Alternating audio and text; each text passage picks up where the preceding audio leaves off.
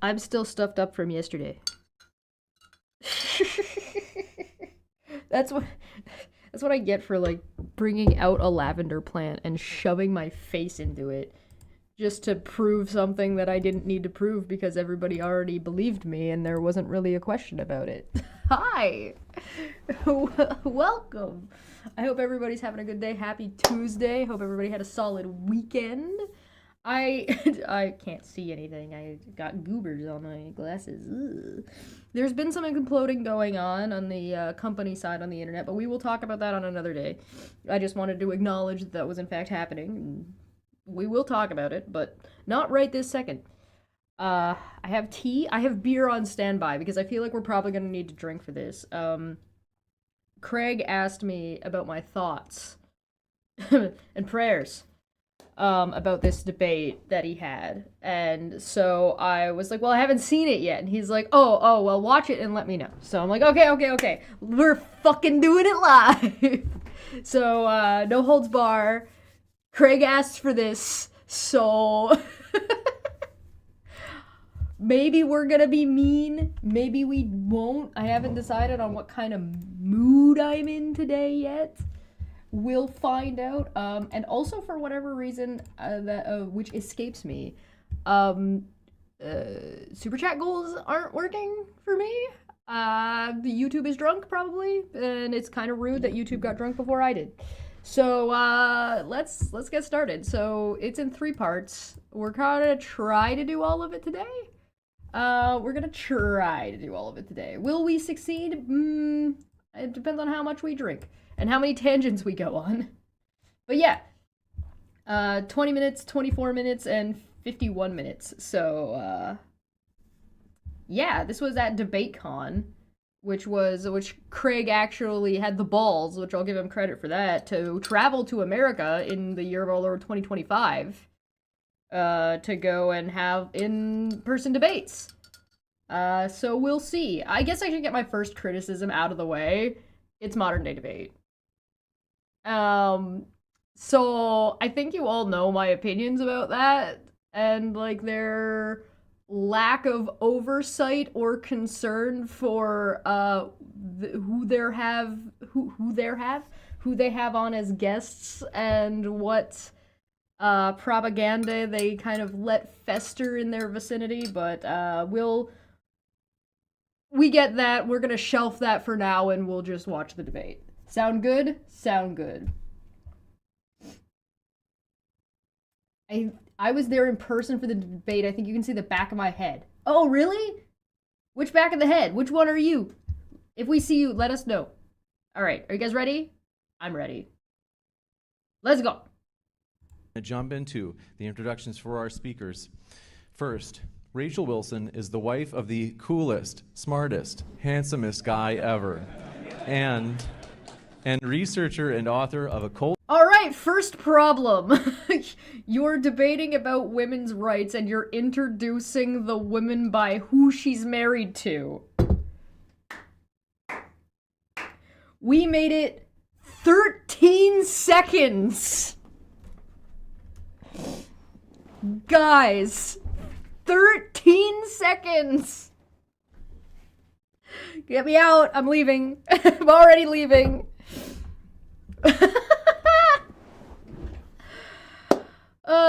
There's another reason that you shouldn't live in the United States. You might have to get a lavender marriage. No! That's such a meme. Lavender is going to be such a meme now. All right. Go on. Feminism, the secret history of women's liberation. Please join me in welcoming Rachel Wilson.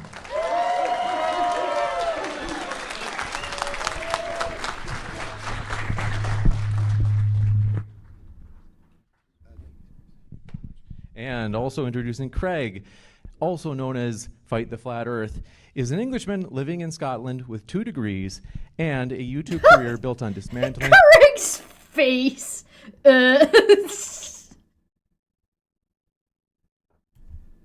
Bad arguments, making this debate with Rachel basically a professional spa day for his brain.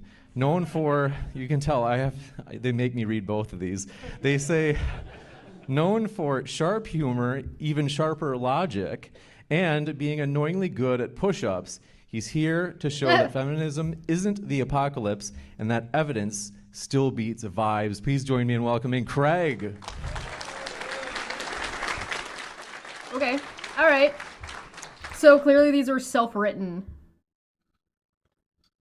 Or Craig got his wife to write his. Which I'm here for. I'm here for that. Well, we're thrilled to have you here. We are going to start it off with Rachel's opening statement. The timer is set for you, Rachel, for 15 minutes. All right. So, thanks for being here, everybody. We're talking about feminism today and if it's good for society. So, most people believe that feminism became this dominant political force that it is today due to oppression and abuse by the patriarchy. That it was a grassroots idea whose time had come. Women looked around them and they were like, oh no, we're oppressed. We should march and stuff until we can vote and things will get better. Not exactly. Oh no. Oh no. No spoilers, Borg. No spoilers. Exactly how it went down. So surely if they achieved feminism, right, this would give them a better future, make them more safe, because most people believe that men are the primary threat to women's safety and security. Almost everyone in modern society believes that abusive marriages and oppression of women by the patriarchy was a fact of life, which made women miserable for all of history until about 100 years ago.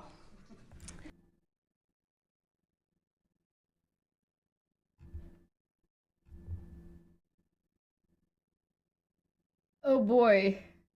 We're reviewing a debate that a friend of ours, Fight the Flat Earth, had in person in the United States with this Rachel woman who is against women's rights.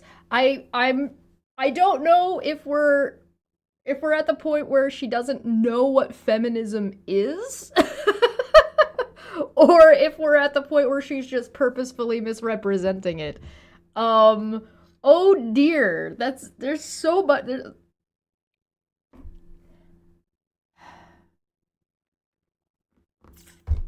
So, I guess I should probably give a little bit of context. I don't identify as a feminist, but I think a lot of people identify me as a feminist, which is fine. I'm not correcting them. It's fine.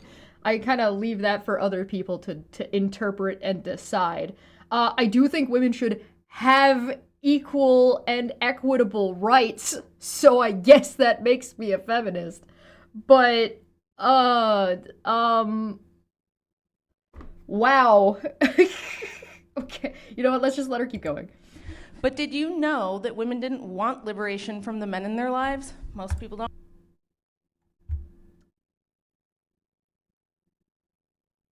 Most women don't want liberation from the men in their lives. Like now, or like in the 50s? Like, right, like in 2025 or during women's suffrage? You've kind of crossed your hairs around that I don't know when you're talking about anymore.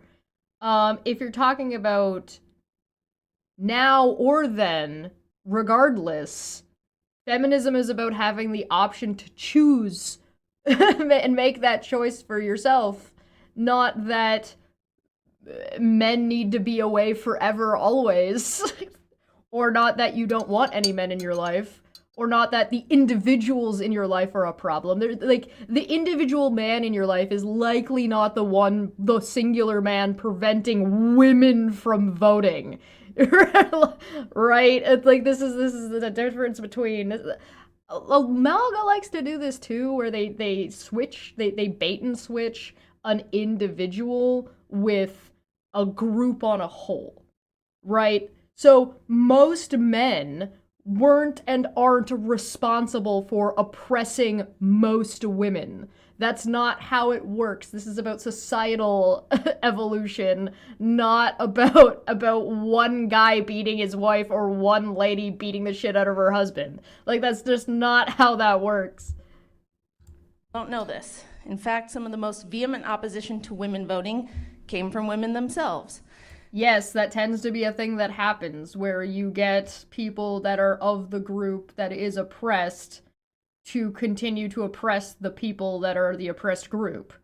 Like, that's not new, that's not even surprising. There are also, like, your pick-me options that are like, oh, hey, yeah, no, I'm one of the good ones. I'm not like other girls, blah, blah, blah, blah, blah. These people were called anti-suffragettes, and they had much larger membership ranks than did the suffragettes themselves. It was far more. I'm gonna drop a citation needed on that one. I'm not convinced by that one. Popular. And these women who were in these anti-suffrage groups were not your average women who demanded feminism. They're not like other— wait. You can't say that they outnumbered you and then say the average woman was against these people. That's not how math works. You don't get to have both of those things at the same time. Either you were the majority or you weren't. If you were the majority, you would make up the average.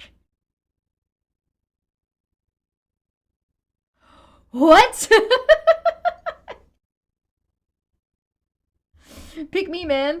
Pick me. I find Mom, you're embarrassing me.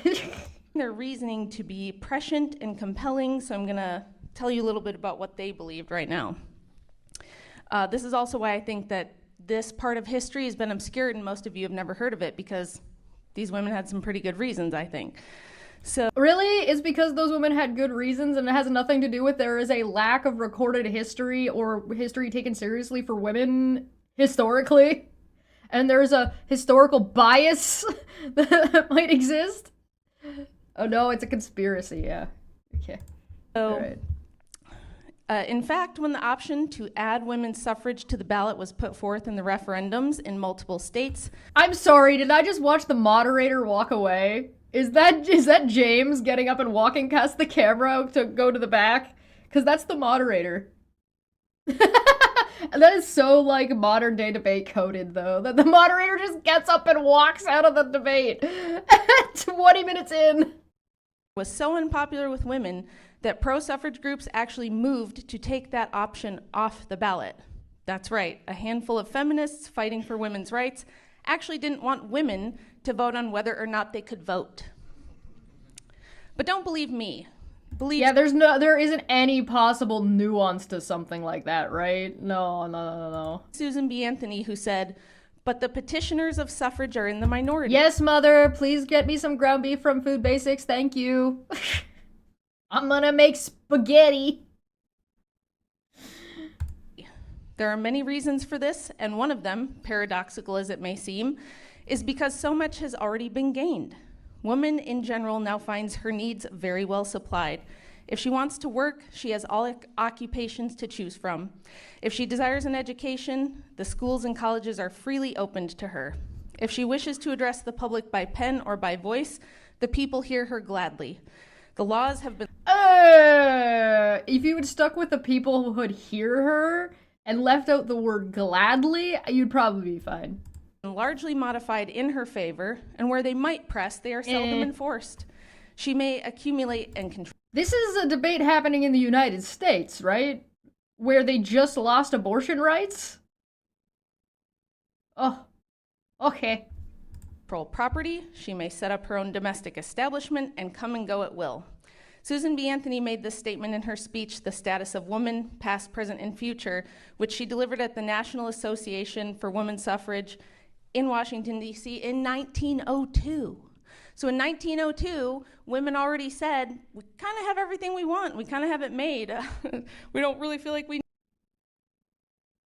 Here's the problem. By this logic, if one person of that group says a thing, then everybody has to— therefore that is the truth and everybody has to agree with it. That's not how that works. That is not how you do history. We need this feminism stuff. In fact, we think that'll make things worse for us. So this, along with the rest of the historical record, kind of debunks this commonly held belief that women had no freedom to do anything prior to 1902. I don't think that was the claim. It wasn't that freedom, like women had no freedom to do anything. It was things specific, like voting, like you were just talking about, or opening their own bank account, or no-fault divorce, or divorce at all. You know, having a job, things like that, having equal opportunities for education. That doesn't mean that women weren't doing anything and were never educated. There were not individual women that were educated before the 1900s. Also, again, different places did different things based on where and when you look. So if you look at a different part of the world, you're gonna come up with a different answer. Women were free to choose which cleaning product to scrub the floor with. Yeah, exactly. Hey, I'm by Unfinished Song. Good to see you. In 1914, the Nebraska Association Opposed to Women's Suffrage group published a pamphlet in response to a ballot initiative petition campaign proposed by the Nebraska Women's Suffrage Group. Guys, they had a pamphlet.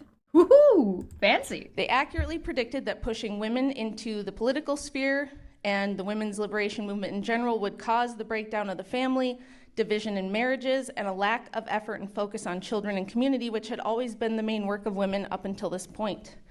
Yes, the classic nuclear family. The classic Americanized Leave It to Beaver family.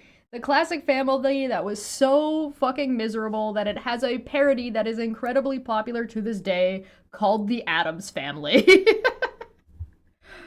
Oh my god.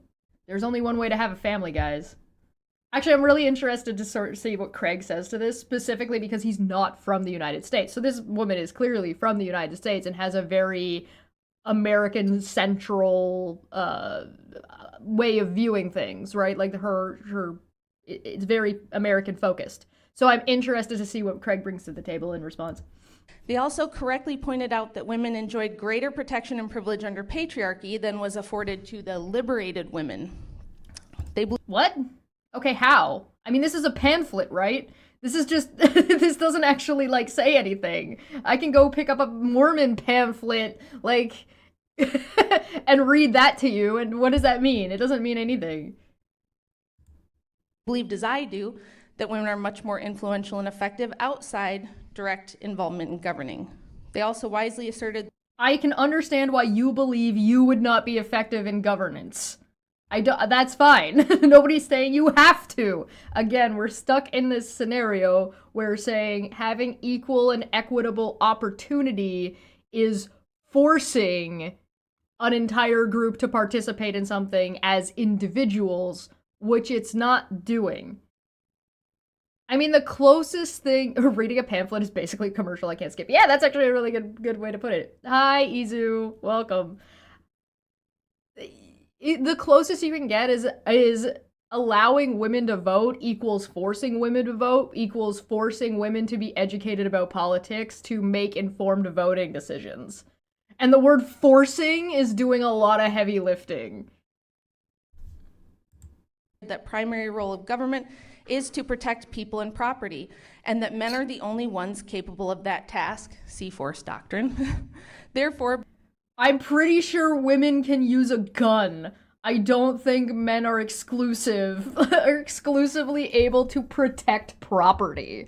I don't know about that, guys. Does that seem correct to you? Does that seem accurate? I don't know.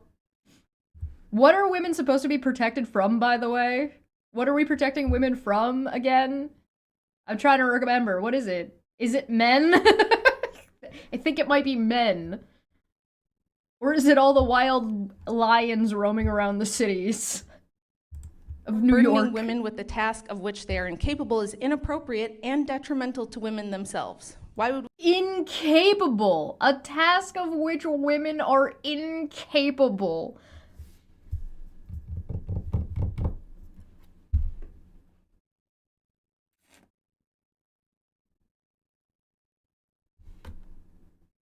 I'm gonna go with the citation needed here. Citation needed. In what way are women incapable of doing a task? We asked them to do something they're not capable of doing. These women predicted outcomes like the birth rate dropping from an average of 5. What the fuck is this? Special thanks to our sponsored debate con. First Marine Project? Hold on, what the fuck is this? Is this gonna be cursed? Oh, Maine. Maine First Project. Maine First Project. This is gonna be cursed, isn't it? Alright, what are you? mainefirst.org. Alright, I got the website. It's loading slowly. What is this?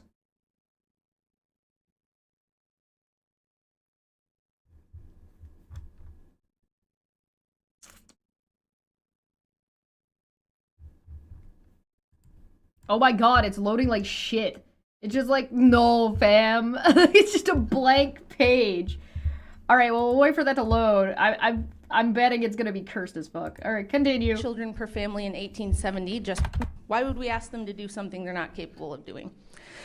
These women predicted outcomes like the birth rate dropping from an average of 5 children per family in 1870, just prior to first wave feminism kicking off, to an average of just 2 children by 1940. What do you mean an average of 2 children? The nuclear family is 2 to 3 children. What do you mean? Why are you surprised? Of course that's what happened, but why are you attributing it to feminism and not, like, you know, the economic issues that were... There was a war! Leading... Children by 1940. Yeah, gee, what was happening, guys? Leading up to 1940. I don't know. Who could possibly... Oh my god.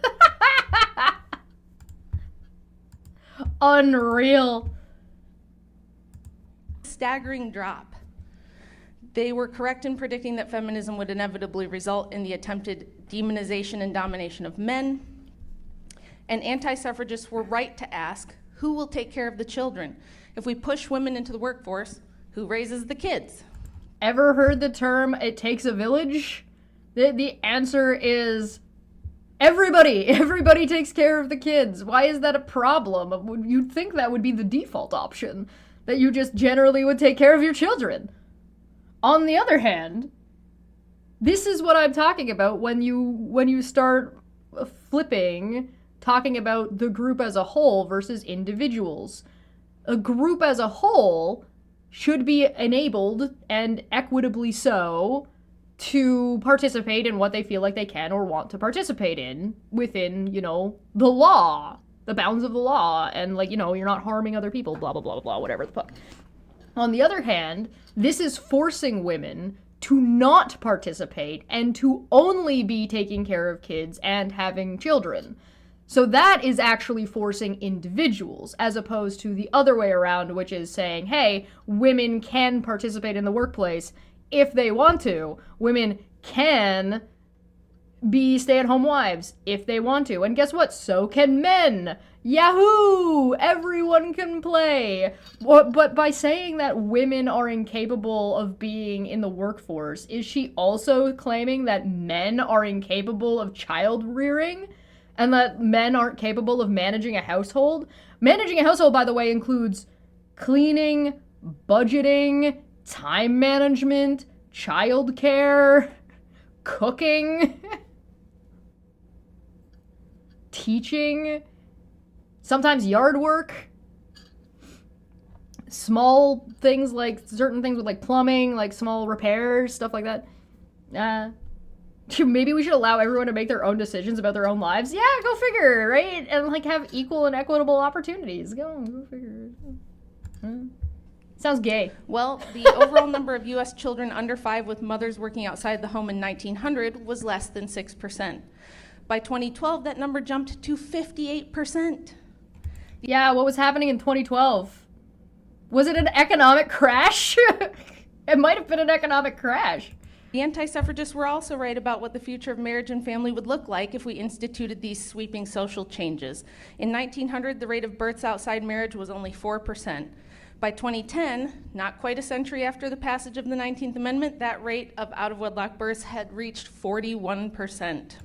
Who cares? Why does that matter? So before you're complaining that women aren't having enough children, and now you're complaining that they're having children in the wrong way? But did feminism deliver on its promise to protect women and children from dangerous men? Let's look at the evidence. What? When did feminism promise that? Excuse me? What? Where did that come from? Let's take a look at this thing I'm just randomly bringing up.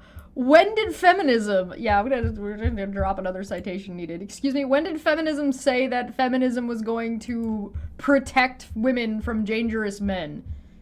I mean, I guess that could be a result by being allowed to divorce. I guess that would be a result of being allowed to own a bank account, so that way you're not as easy to financially abuse. I don't think feminism ever quite said that, but okay.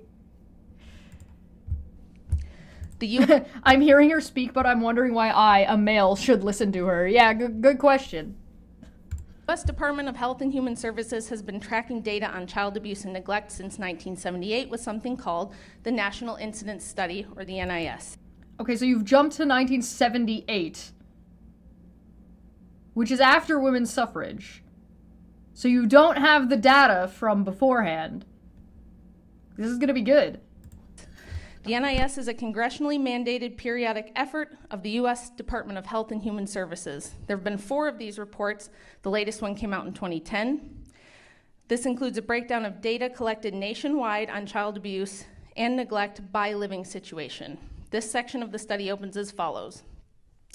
Figure 5.9 shows the incident rates of endangerment standard maltreatment for the different family structure and living arrangement subgroups of children. The rate of overall endangerment standard maltreatment for children living with 2 married biological parents is about 16 per 1,000, and this is significantly lower than the rates for children in all other circumstances, which is 52 or more children per 1,000. Kids living with one parent whose unmarried partner was in the household had the highest incident of maltreatment.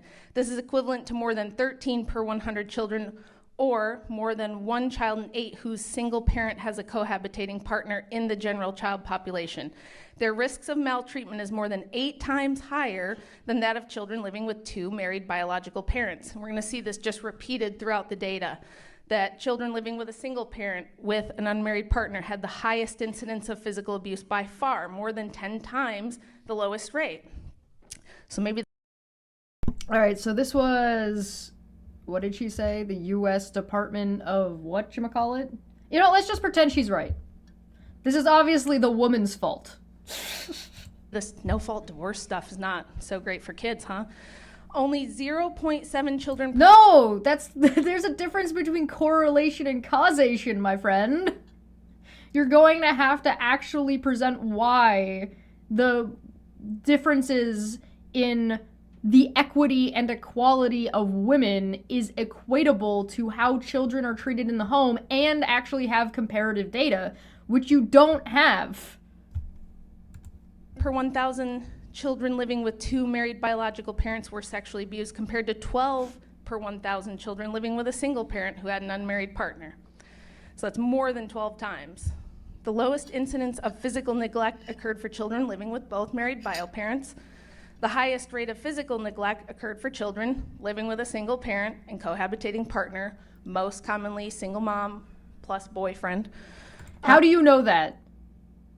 No, wait. No. How do you know that? You're assuming that the single parent is a mother and they have a cohabitating male companion. You made that assumption. That data never said that, according to you. You're just throwing that one out there. Huh?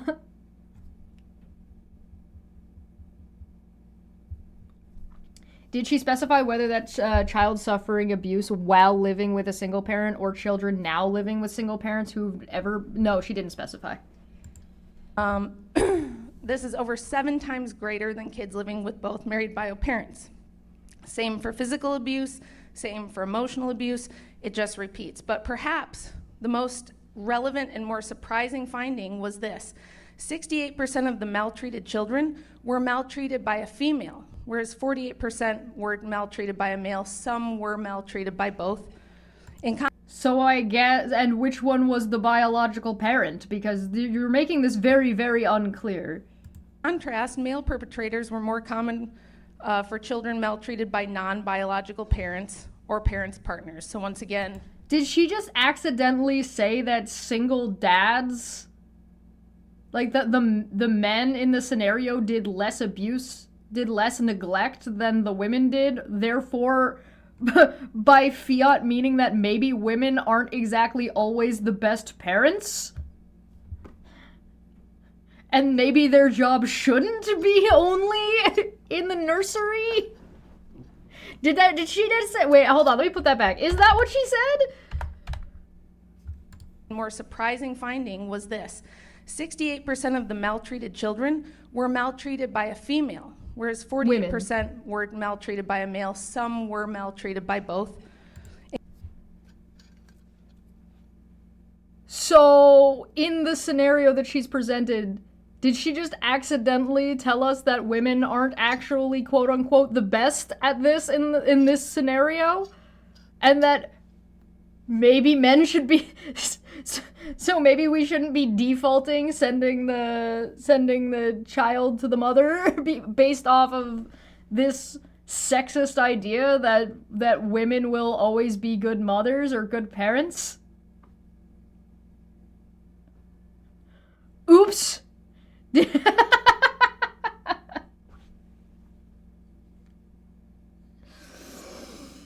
Oh boy. Have you guys ever heard the term "don't stick your dick in crazy"? In contrast, male perpetrators were more common for children maltreated by non-biological parents or parents' partners. So once again, single mom plus boyfriend. The statistic is the most illustratory piece of data proving that removing children's biological fathers from the home is the single biggest risk factor for abuse. But that's not a feminist ideal. That has nothing to do with feminism. that has to do with whether or not individuals have the choice of getting fucking divorced. If you wanted to actually do this, what you would need to do is you would need to compare the numbers of not the number of children being or not being abused by having both biological parents or some other group. You would need to compare forced marriages that are forced to stay together versus marriages who are not forced to stay together. That would have to be your comparison point. Because in this scenario that she's proposing, women don't have access to bank accounts, women don't have access to divorce, women don't have access to vote, and women don't have access to work. So you have to compare that scenario to the scenario where women are given the options and the choice, right? The thing is that she doesn't have data from beforehand because they didn't collect data for women beforehand in this regard. Slightly more than Smitty in the chat said, slightly more than 3/4 of children today, 75.9%, or 54.5 million of our nation's 72.3 million, can count a resident dad as a housemate, according to National Fatherhood Initiative. That's a lot.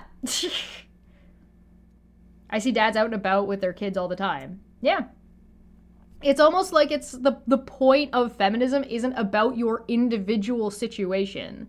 The conversation about patriarchy and the conversation about feminism isn't about your individual life. It's about society on a whole giving more options, more freedoms, and more equitable and equal opportunities to do what you think is best for your life and your, whether it includes that, like your family, the people close to you, yada, yada, yada, yada, blah, blah, blah, blah, blah, blah, blah.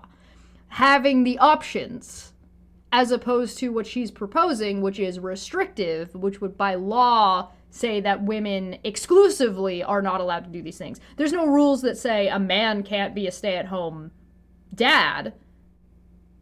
There's not a law saying a man has to go out and work, but there are laws that she's proposing that would say that women are not allowed to work jobs. So why are we imposing laws only on one side? If you want to push this anti-feminism idea, right, why don't you impose the laws on men? Why are you only proposing laws on women? if you propose laws on men saying they are required to father X number of children, they are required to marry, and they are not allowed to father children outside of marriage by law, and they are required to provide, which means they have to make X amount of dollars. They're by law required. Wouldn't that solve your problem? No? Does that sound ridiculous? Why? Why does that sound ridiculous and silly? Like, men are not allowed. Like, if you're caught with a fucking vacuum in your hand at home, Dad, you're fucked. I'm gonna call the police on you. This supports my assertion that fathers, the family patriarchs, have the most interest and biggest protective effect on the lives of children. They're less likely to abuse.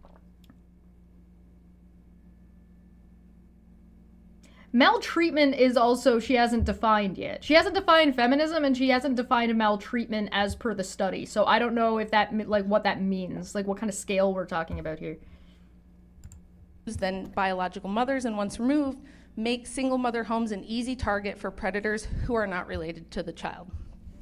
So, and who are those predators? Are those predators men? Aren't you kind of making the point?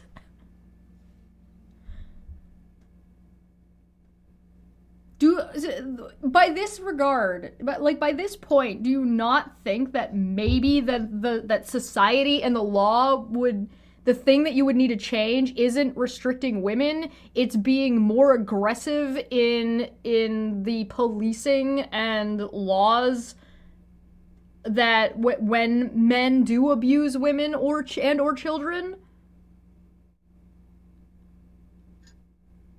Like, I don't see how the conclusion we're not coming to are men are the problem. I don't think that men are the problem. But based on her fucking statements, she's convincing me that men are the problem. So I don't understand, like, I don't get it. The second point I want you guys to understand today is that mothers are actually more likely to abuse or neglect children than fathers. By a pretty large... Then why would you want their job to be only in the house taking care of the children? What do you mean? What? Women suck at taking care of kids, so women should only be taking care of kids in the house. What the fuck?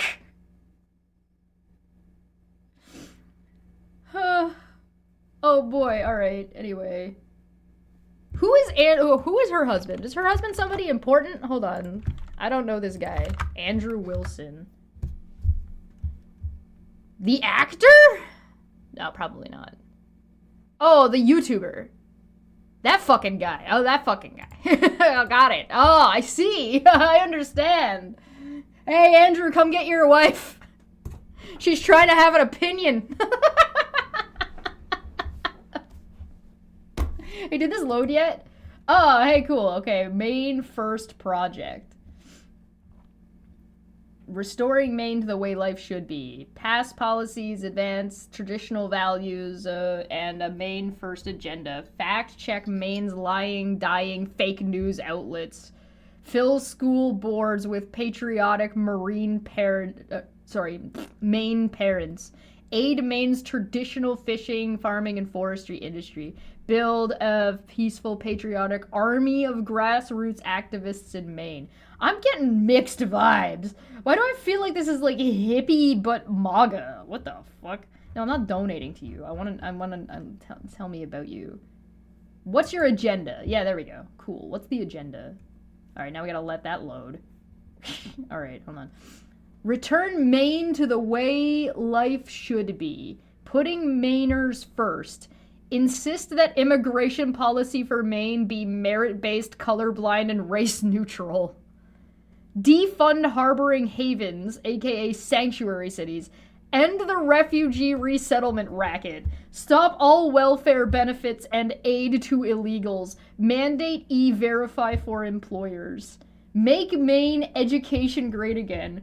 reaffirm parents' fundamental right to direct their education of their children, the education of their children, increase funding for post-secondary vocational education, bring back the industrial arts shop class and home economics in junior and senior high schools, encourage competition in the education marketplace, ban political indoctrination in public school classrooms, enact a code of ethics for public school oh no, propelling Maine from poverty to prosperity, liberate Mainers from the state income tax.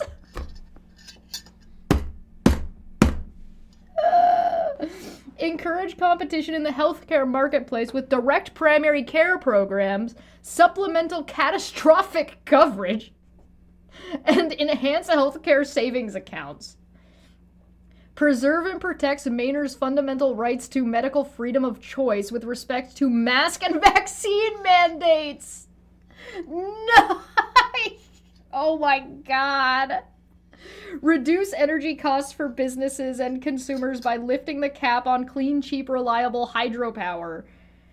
End state subsidies to expensive, inefficient, unreliable solar and wind projects. Pass the Workplace Democracy Act, including right-to-work routine union recertification votes and paycheck protection. Promoting Maine pride. Support Maine's farming, fishing, and forestry industries by repealing burdensome job-killing regulations. Push back against animal rights activists and environmental extremists targeting Maine's lobster industry for extinction. Build strong branding behind Maine's seafood and agricultural products. Draining the swamp in Augusta. Restore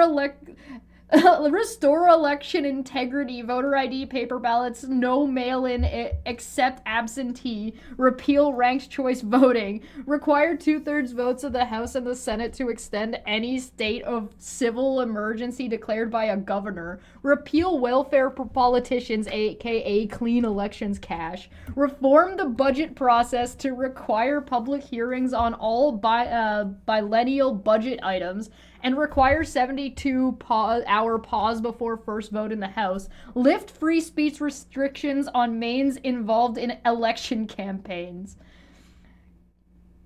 Guys, remember when I said that I said a minute ago, or at the beginning of this, that modern day debate is a bit of a problem and doesn't vet and doesn't, give a shit about who they're bringing on or why? Yeah, for anybody curious as to why I was reading that and why I was looking at that, it's because these were the people that were the sponsors of this conversation in the first place. Okay. Alright. Sorry, go on, women suck. Continue. Margin. In 2021, about 211,000 children in the United States were abused by their mother, whereas 132 were abused by their father. This is consistent with these same findings we've been discussing all across the NIS data. Defenders of feminism object to these data by pointing out that mothers are more likely to be primary caregivers and spend the most time with the kids. But we can kind of test this hypothesis because there's a trend where men have gained far more custody and parenting time over the years, about 4.5 times more between 1968 and 2020. Given this, we would expect to see those abuse rates by fathers going up if they're spending, 4.5 times more time with them. Yeah, shocking. When number go up. Yes, I don't know what to tell. Why are you? This is to be expected. That makes sense. When you give people an opportunity to do something, and there's a large swaths of people, that number is going to go up. This is exactly why there will never be as many sex abusers who are trans people than men or women ever, because there's just not enough of them. They will never outnumber the number of like fucking even just like Christian pedophiles. Like they're never gonna outdo that number. They literally can't. There are just not enough trans people to do that. Now, if there ever are or were enough trans people to do that, maybe then the number might be comparable, but it's really just not of a fucking issue. Modern day debate is a bit of a problem, just a bit, huh? Not like the Nazi hangout area. Yeah, yeah. Yes, correct. I have issues with modern day debate, but we shelved that for the sake of watching this for now. Ugh. That's not what we see. It's just consistent over the last 45 years. That rate did not go up. A more likely explanation of why we see a larger share of mothers abusing children might be that women are much more prone to mental problems. In fact, we see... Huh? What? Women are much more prone to mental problems? Something bias is kind of like slipping in here, maybe just a little bit. So, like, once upon a time, women in general were diagnosed with being, like, you know, what's the word I'm looking for? Hysterical. So women who had legitimate physical problems and were in physical pain were told they were hysterical and were, like, lobotomized.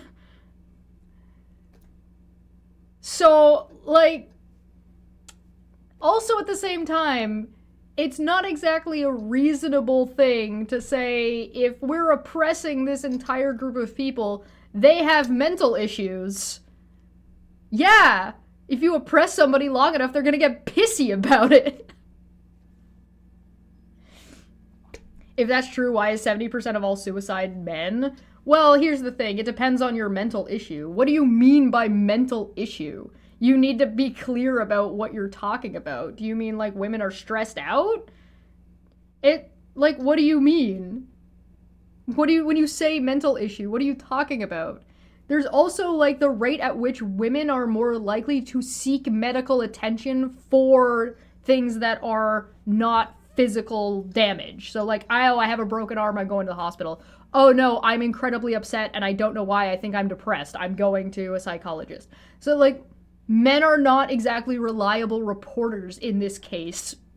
Partly because we don't like letting men be emotionally mature and set them up for fucking failure as a society. Partly because of the patriarchy. Whatever. Mental problems, quote unquote. I am a mental problem for a lot of people. Rent-free. Increases in women struggling with mental health problems over recent decades, and women are about... Could that possibly be because the burden for women then became working and also taking care of the household, so women had to take care of both things? And were treated like shit regardless? About 3 times more likely than men to experience mental health problems. According to an analysis of prescription... Self-reported. Again, you have to rely on self-reporting when it comes to mental health issues. Prescription drug data, more than a quarter of American women, 26%, take a psychiatric prescription drug compared to just 15% of men. Excuse me while I Google search what I think she might mean by psychiatric prescriptions.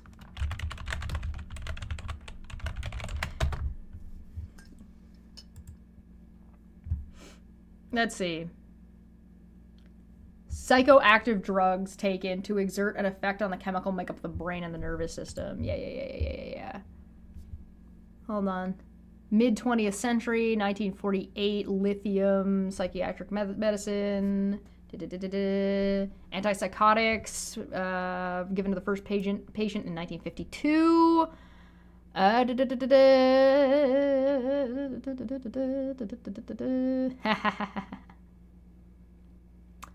of 2013, the 10 most prescribed psychiatric drugs by number of prescriptions. Yeah, that's fine. Administration research. Okay, yeah, that's fine. So, on the other side of this, there's also a bit of an issue when it comes to bias in the medical field. There's a bias in the medical field where we have a shitload of data going backwards and trial data for different drugs and things like that and treatments for men and don't have it for women. So, like, I've talked about this before, but for example, you likely know what the signs of a heart attack are in a man. They don't specify that. You likely don't know what the side effect or what the signs of a heart attack are for women, unless you've actually gone to look it up. Now, we've talked about that before, so I'm not going to go over it again here, but that's just an example. Knowledge about medical stuff, it's more common for people in general to know more about men than they do about women. If you don't agree with me on that, let me give you an example. Where's the clitoris?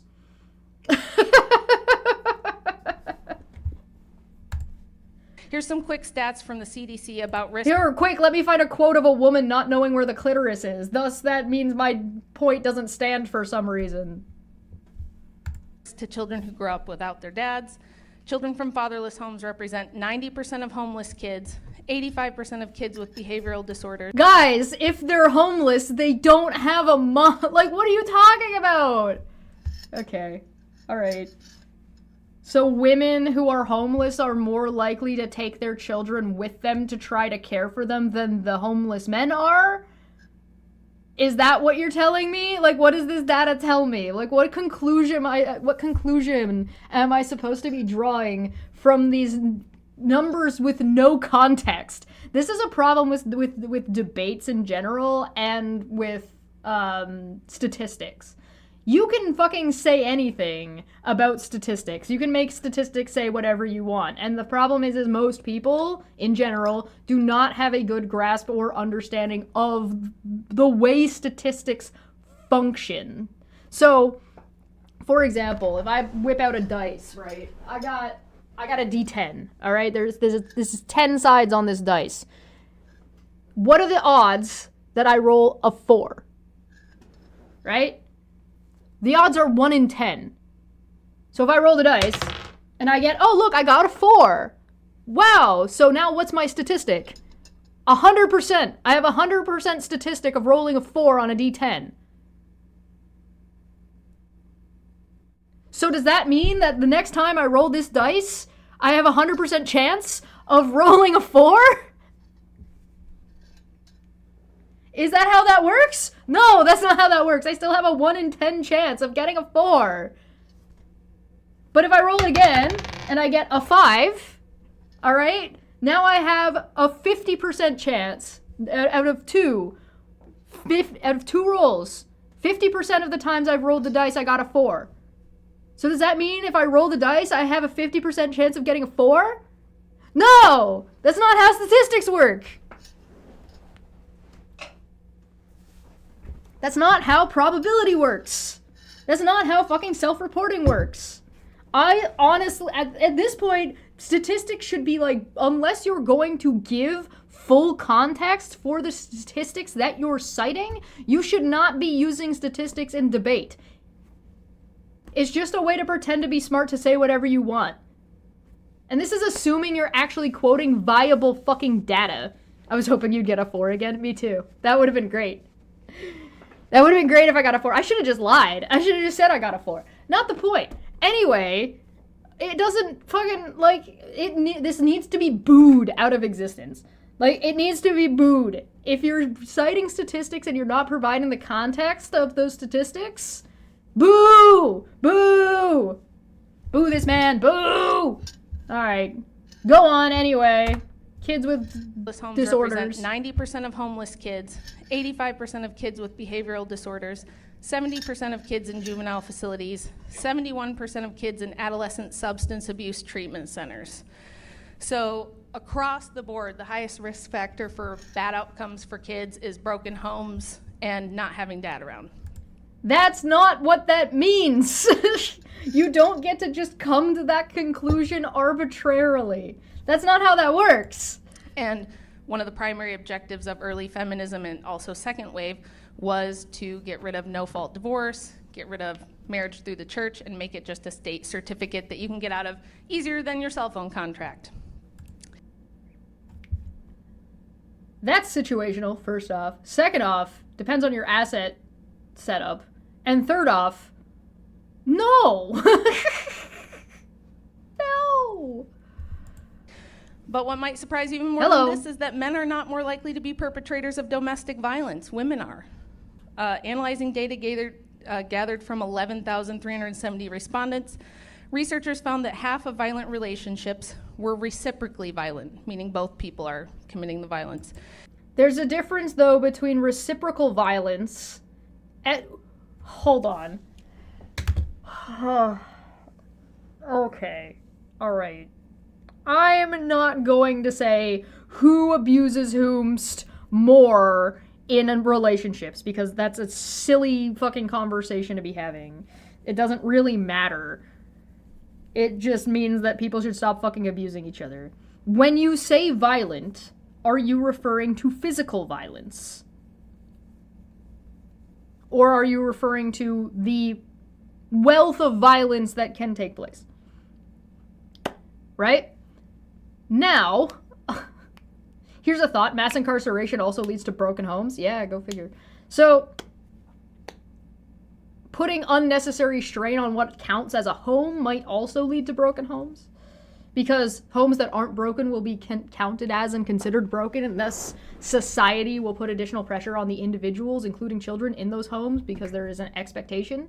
So you're setting them up for failure because they're not coming from the right kind of home. Alright, so personal relationships between individuals is complicated. Who threw the first punch? Who was being mean with their words that then caused somebody to throw a punch? Like, it's not that simple. So when violence is reciprocal, is it equally as violent for somebody to hit me as it is for me to, I don't know, yell slurs at them? It's almost like without any context, these numbers don't mean anything. In non-reciprocally violent relationships, the women were the perpetrators in more than 70% of cases. In one study, 1,100 lesbian or bisexual women in abusive lesbian relationships, researchers found that the women were more likely to have experienced violence in past relationships with women than with men. In lesbian relationships, they were more likely to be abused by women than men. Oh yeah? You don't say! What the fuck? Feminism has promoted cohabitation rather than marriage for decades as a way to protect women from abusive marriages. Unfortunately, the data here is against them as well. Do you have a citation for feminism saying that you shouldn't get married? I don't think that's a thing that feminism... I'm gonna need... Sorry, I'm dropping it again. I'm gonna need a citation on that one. Where does where does feminism say, don't get married and do this? Or where does feminism say, you should only cohabitate? A large study by Manning et al. Notes that cohabitation is associated with several factors that have the potential to reduce children's well-being. Cohabitation is a marker of family and such as? Stability, and is strongly associated with poorer outcomes for kids. Is it? Like, society has this opinion. That doesn't mean it's true. That's a vibe check. And here's the thing. This is exactly what I said a minute ago. Maybe when you make the definition of what counts as a home too strict, and then you impose these ideas on anybody who's outside of that box of what counts as a proper home, you start imposing these expectations on everybody who doesn't fit in the box. And in doing so, you're adding the societal pressure to behave in a specific way. Having 2 adults in a kid's life is better than 1, though? You would think. Sometimes. Children born to cohabitating parents see their parents break up more often than children born to married parents. This is setting the stage for instability, and these kids are more likely to experience enduring deficits of psychosocial well-being. What?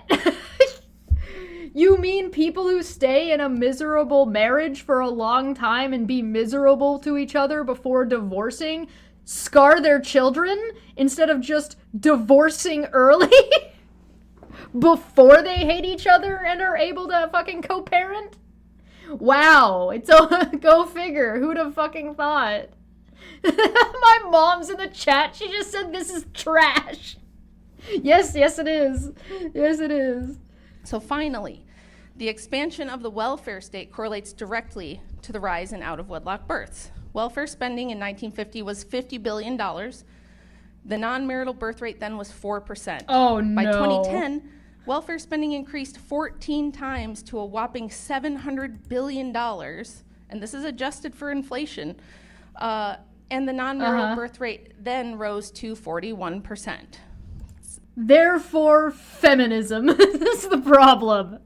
Everything is women's fault. This is basically her whole argument is everything is women's fault and women suck the end.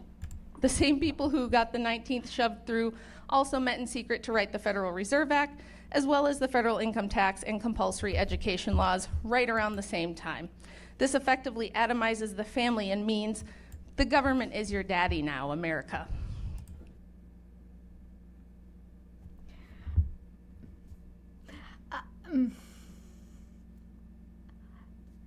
Okay.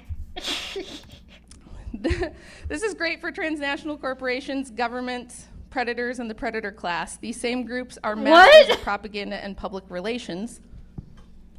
According to Professor Why did you put public relations in quotes like that? Public relations is a real thing. I'm gonna sneeze. Public relations doesn't not exist. What are you talking about? Why did you put that in quotes? That doesn't, I don't understand. Please tell Elmo. O.C. Miller, who did a comprehensive analysis of college textbooks about the history of women's liberation, found that many of the important facts I noted here were intentionally removed from history textbooks over the course of decades as the field of women's studies was developed. And this was a so one, I'm gonna citation needed that, and I'm also gonna I'm gonna say, so what? It's relative, like, it's a meme that not only are American textbooks about history notoriously, like, a joke, but also that, like, the history is written by the victors comes into play here to say that, well, we won feminism, I guess, so we don't have to worry about what the opposition was saying. I mean, there's also, like, this other issue, too, which I don't agree with, but, like, it needs to be taught, like, part of this is going to be, like, when you do women's studies, you're going to get into the people who disagreed and why they disagreed and what that was about. If you study in that field, it's not taught in the general history because you're in high school, you're just doing a general overview. You're not getting into the nuanced specifics of who agreed with who and what they were saying and why, because that's more of philosophy, debate, and historical study of that specific thing. So you're gonna get that in your higher education, not in your high school education. So to pretend that, oh, look at all these textbooks we look at that didn't bring this up because it's contextually irrelevant for what we're teaching right now at this level, and if we did this for every single fucking thing, you'd never finish the textbook. liberal professor, guys. This wasn't some kind of right-winger. And he was shocked at this finding. But this is why almost everything people believe about the history of feminism is wrong. 100 years of propaganda throughout the culture and the institutions. Oh, If you want okay. to know how we got here, there's your answer. Thank you very much for that opening. Yay! Polite claps. Excellent. We'll switch it over to Craig for his 15-minute opening as well. Hello. All right, so before Craig goes, Craig, do me a favor. This video has this little pop-up that's advertising this place. Can you blur that shit?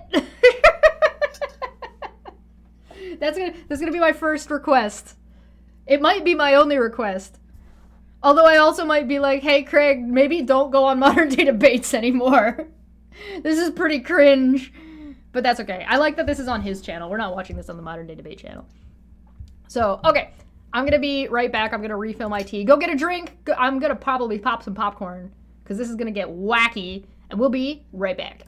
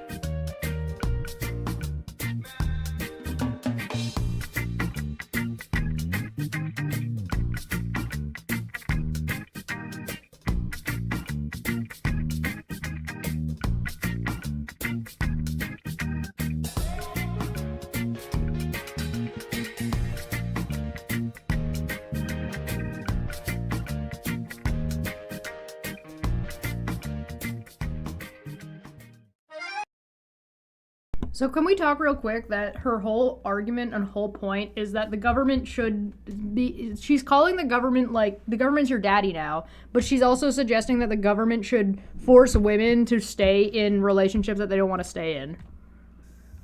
And not work. And not have bank accounts. And not have a say in whatever the government's doing. So, you don't think that kind of flies in the face of, you know, everything? All right, Craig's gonna start talking. Let's see what Craig has to say. First off, I do want to say I'm a little angry at you coercing your husband into renting out an entire bar just to get me drunk before our debate. It's a little harsh. Conveniently, she didn't drink very much. So Craig is starting this debate off by being drunk. Guess he needed to give her a handicap. Which, I mean, I guess makes sense from her point of view. She's like, no, I should have this handicap. In fact, I need this handicap. In fact, I shouldn't even be here talking. Right, you ready to have this mansplained to you? Yeah, good. If I get... That was one of my jokes. You ruined it already. But if I get hungry, you can go to make me a sandwich, okay? Right. Morning, everyone. How you doing? I'm No, here he's today right. to debate the lovely Rachel Wilson, who's written a book claiming feminism was basically invented by witches, CIA spies, and probably a couple of magic mushrooms along the way. If that sounds less like history and more like the rejected script for Stranger Things Season 5, then you're not wrong. Let's be clear, feminism is not an occult ritual, it's not a CIA psyop, and it's definitely not a satanic plot to overthrow the nuclear family. It's the radical idea, well, radical back then, not really now, that women are human beings who should have the same rights as men, and that's it. It's not hard, it's not mystical, and it's not demonic. All right, do we agree with Craig's definition of feminism? Yeah, I think that's fine. I think that works perfectly well. I think depending on which feminism at what time period you're talking about is going to have a little bit more nuance to it, but I think ultimately, yeah, that women are people and in fact should be treated as people is basically feminism. I would probably add in that men should also not be treated like shit by men either, or by like this patriarchal setup. So I would throw in that there is also a degree of that, but I think it's simplistic and it serves the purpose of debate. So I think it's functional. Before feminism, women couldn't vote, own property in many places, or even have their own bank accounts without a man's permission. In the 60s, women in the UK could be fired just for getting married. In the US, marital rape wasn't fully criminalized until the mid-90s, and that's not ancient history, that's pretty much yesterday. Rachel will claim things like women didn't even want... Actually, hold on. Let me double check the year for bank accounts. I think it was the 70s.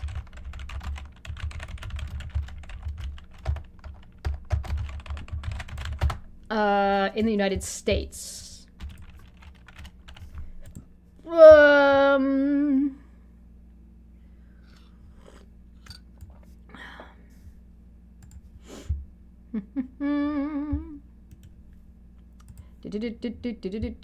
1974. Yeah.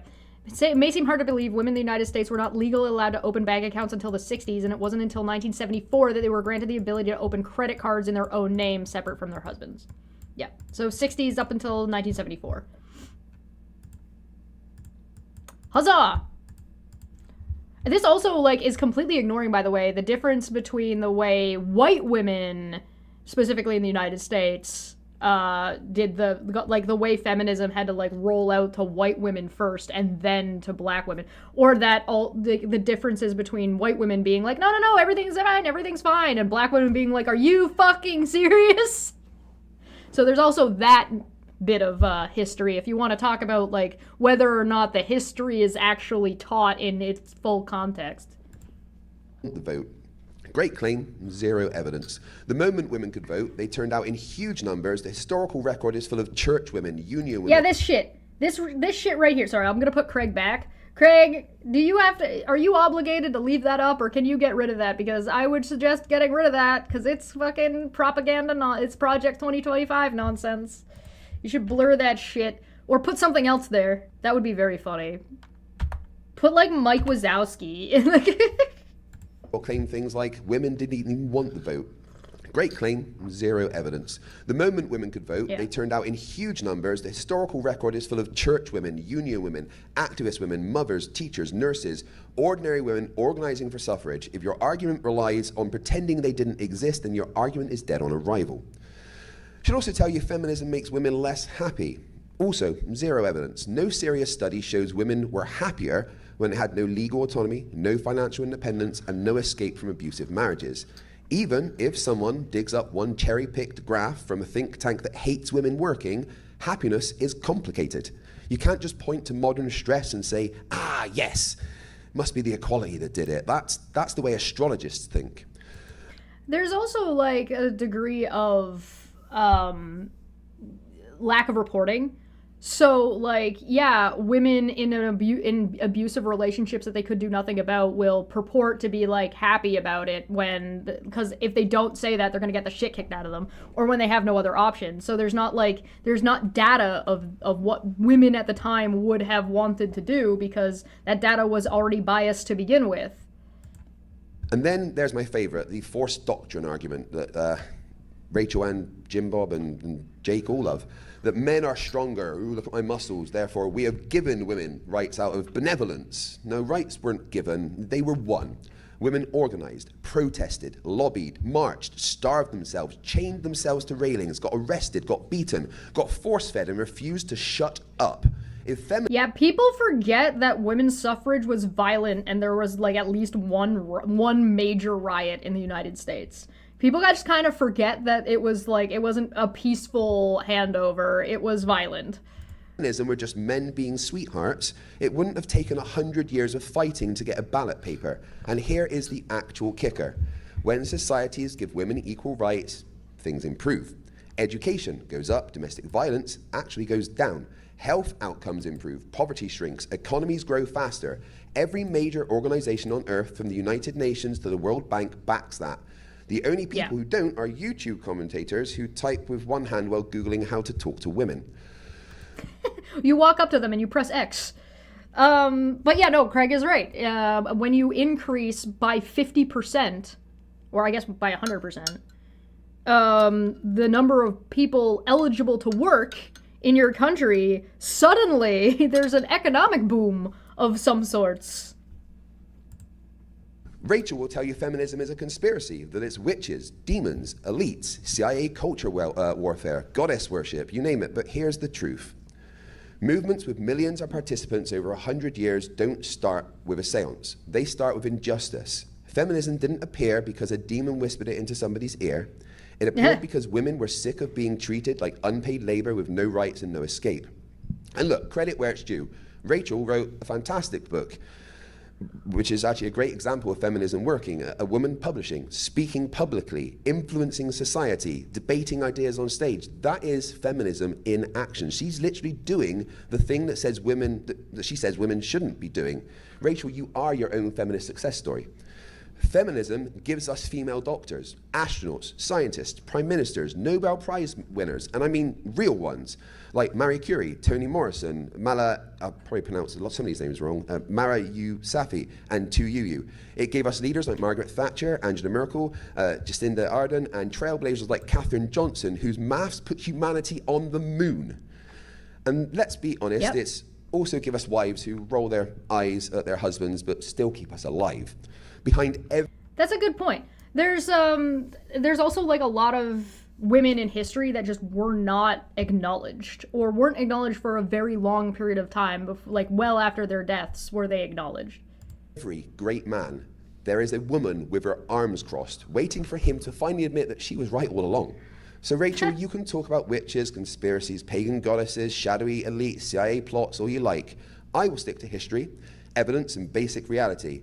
Feminism isn't optional, equality isn't optional, and women being amazing, capable, brilliant human beings is also not optional. If that bothers you, well, tough. Equality is happening with or without your permission. Sorry I rushed at Margaret Thatcher. Yeah, Margaret Thatcher is like, I kind of actually appreciate that he brings her up, because whether you agree with her, whether or not you think she's an awful person, she makes the point. The point is that women aren't better than men, and men aren't better than women. There are equally as awful fucking women out there as there are equally as awful men out there. There's no, like, one group is better than the other group. Like, oh, women are all nice, mothering, nurturing nonsense. And then, or like, oh, men are these, like, big, tough, aggressive. Like, no, it's not how it works. Whether you like or agree with the individual or not has nothing to do with whether or not the rights function. All right, so that was that one. Let's go to the second one. He had 15 minutes and he talked for like 30 seconds. This one's labeled part 2, so hopefully we got it correct. I'm kind of concerned though, because they went out in a different order. Did he mess that up? Hold on, let me double check. Oh wait, I've already got it open. Hold on, let me double check that this is... Okay, yeah, that's the Q&A part. All right. No, we're good. He didn't mess it up. We're good. We're in the right. Thatcher may have been a witch, to be fair. Well, so, you know, to be fair, there's nothing stopping women from being witches. Greg, with whose permission is this equality happening? Humanity's. Humanities. What, with whose permission is this equality happening? Huh? What a malformed and bizarre question. It's a societal shift. And it's because did Craig just not explain that women fought for it and there was violence and domestic terrorism and like all that good shit? So with whose permission? Women's forcing it. That's how. I mean, women and men. It's not like only women were pro-women's suffrage, right? There were plenty of men that were a part of that movement, right? Because there has to have been. But the point is society, everyone. It's a loaded question. Yeah, no shit. Okay, so when you said that women were granted rights by society, That's not what he said. He didn't say women were granted rights. He in fact said women weren't granted or given anything. He said they were fought for, so that's not what he said. Already wrong. Men. At the time, men were the one that was were in charge of society, but that's what women fought for. Women starved themselves, chained themselves to railings, allowed themselves to be beaten just so that they could have the rights that men have. Yes, of course, because men were the ones that ran society. We had to agree, okay, maybe we should give women rights, and that... It's the had to part. It's that the men in power had no choice because they weren't given an option by the populace. That's how democracy works. Is a fact that nobody can deny. Men were in charge, mostly have been, not every society in history, but the majority of them, and we had to allow... I'm gonna put something on the screen. I'm gonna put something on the screen real quick. Hold on. Let me, you know what? I'm just gonna get dapper shit-eating face here. Like, hold on. I'm just putting this over top of this stupid fucking ad that keeps coming up. So we're just gonna, Dapper's just gonna sit in the corner here. Women to have the right. Thanks, but Dapper. They fought for that, and they deserve what they fought for. Well, first of all, it was just a very... This is my censor dinosaur. small handful of crazy terrorist women who did, like you said, they starved themselves, but they also bombed federal buildings and bombed storefronts and terrorized people, and this was a tiny minority. You said that it's not... Is it the tiny minority that did the violence, but the majority that agreed with the ideas of the movement? Because that's not how that works. It's not it's not 1, 2, and 3. These are interconnected. You don't have one without the other, right? You know what happens when you just have like one crazy person blowing something, or like a handful of people blowing something up? You have things like the Canadian Nick Fuentes, who got labeled a terrorist group and taken down. You get things like the Boston bomber, right? True that most women didn't want the vote and that they came out in huge numbers as soon as they got it. That's actually not true. In both the UK and the United States, only a tiny minority of women actually went to the polls until the 1960s. So they had the vote for like 40 years before most of them used it. And as I stated in my opening, in the referendums on whether women wanted the vote, only like in Massachusetts, they had a statewide referendum on this in the early 1900s. Only about 4% of women who even bothered to show up said they wanted the vote. That doesn't sound like a majority to me. That doesn't sound like a grassroots movement of women who just demanded these changes. That sounds to me like an astroturfed top-down thing. But that aside, again, if men... Why does it sound like an astroturfed top-down thing, if that were the case? Though, yeah, and Prixie is right. She's missed the point. The point was the ability to vote if you wanted to, not that you had to vote. That's not how it works. And yeah, how does that compare to men? What were the turnout rates for voting at the time period, right? It's almost like she just throws out numbers and statistics with no context. And statistics, as I demonstrated with no context, means nothing.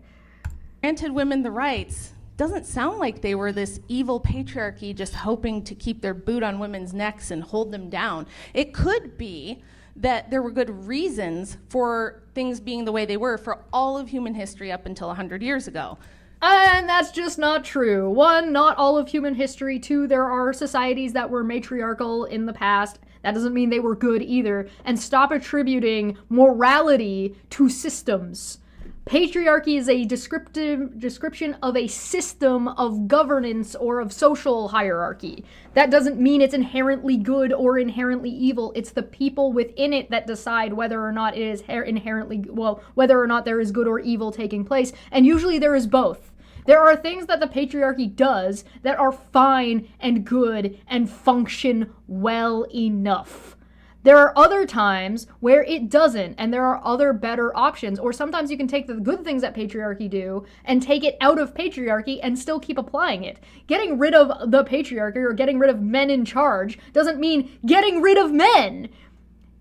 It means equal and equitable opportunities for everybody, and sometimes there will be more men than women in the situation, and sometimes there will be more women than men in the situation. It's shocking, baffling, I know. You don't have to have exactly 50-50 every single fucking time. Weird. Why is my face on this? You're censoring. You're our censor dapper right now. Thank you. I appreciate you being the censor for us. DebateCon was sponsored by something called the Maine First Project, which is Project 2025 propaganda. So we're censoring it. All right, let's go. So what you're going to find is that all of these arguments against feminism rely on framing. They rely on the fallacy of presentism, which is where we look back at history with our present eyes and our present ideals and judge it, which is not accurate. It's actually a logical fallacy to do that. So when... Feline went and got the numbers. First time women were eligible to vote on a national level, 55% of men turned out and approximately 40% of women voter turned out. Where? Is that in the United States or is that in the UK? Craig says things like, oh, women couldn't have, their own bank accounts or their own credit cards. Do you guys think there could be a practical reason for this, or was it just men are mean and they don't want women to have money? In fact, there was a... It's because men are mean and they don't want women to have money. If you want another example, yes, I do think that. I think that's exactly what it is. And it's like not even complicated. Look, so for example, it might not be the only reason, but I think it's definitely part of the reason. And if you want a really good example of this, if your mom cooks at home, that's to be expected. That's normal, and everybody kind of just is used to that. If she goes to get a job as a chef, suddenly it's a male-dominated field. And you get treated like shit. Why? Why is that? Why is it what about budgeting? Or economics? Or accounting? Because guess what you're doing at home if you're managing a household? Books, accounting, budgeting. But as soon as you move that from inside the house to a job, it's suddenly, boom, it's a male-dominated field. Weird. Funny thing that. I wonder why. She's already lost the debate because she's asking the audience what they think should be instead of giving her position. Yeah, well, I mean, she gave her position already, but now they've moved on to, I guess. No, but I think you're right. Practical reason. And when he talks about laws being unequal during this time, he's right, because men were held to the standard of maintaining their families and supporting them. These laws were called breadwinner laws, which were, men could go to jail if they deserted their families or didn't support them, and only men could be held liable for debt. So the way it worked was, maybe you couldn't have a credit card in your own name as a woman because you usually weren't employed. You had someone taking care of you and paying your bills. So you could get... Oh, whoa. Taking care of you and paying the bills are two different things. Those are not synonymous. There's a difference between somebody paying bills and somebody taking care of you. You have described two very, very, very different things. Get on your husband's account at the department store or the grocery store and spend his money. You could run up the debt, but they couldn't hold you legally liable for it. He had to pay the bill. Sounds like a pretty good deal. I'd take that. So, oh, you would do that? You would just go to men and femme fatale them, would you? I don't believe you. I don't think that's true. I want to challenge this. I'm a provider. Yo, I'm gonna challenge that. I challenge you to live that way for a bit. Little Miss, I wrote a book. And the same thing with women losing their jobs. This was a common thing. These were marriage bar laws. So if you were a teacher, it most often applied to teachers, they would... Because that was one of the only jobs that women were still allowed to do at the time. Have in your contract that once you got married, your job would be terminated. But once again, there was a good reason for this. They said, well, you're married, so your husband can support you, you're taken care of. We want these teaching jobs held open for young women who are not married yet, for widows, for older women who've never married. We'd like them to have the teaching jobs. So again, it's What? Bullshit. I don't believe you. I'm a citation needed that. She's just saying shit at this point. Feline in the chat said, if you want UK statistics, 74% of men voted that were eligible and 43% of women. Mind age for men were 21 plus, whilst for 30 plus property requirements. Yeah. So the numbers were a little bit lower in the UK, but the accessibility was more difficult. Good reason provides no good reason. Yeah, that's not exactly a good reason. What the fuck? And no, it's because they didn't want to pay maternity leave. Yes, exactly. That's still a thing. It's framing to make it sound like women were victims of something when really it was the patriarchy taking care of them and things were logically done this way. Who asked? Who asked? What women asked the patriarchy to take care of them? In what expectation? What's the deal here? Tell you what, if you want to propose a deal, you can propose a deal, but you'd actually need to present that and then present some arguments for it. And on the other hand, guess what? Under feminism, you can still do that. You can still work until you, as a woman, you can choose to work until you get married and then decide you don't want to work anymore. And then do that. And like, discuss that with your spouse and have that fucking conversation. Hell, in today's society, we can do that devil thing and one woman can work and then a second woman can work. They can meet, they can get married, and one of those women can choose to stay at home and one of those women can continue their career. It's almost like you can have fucking choices.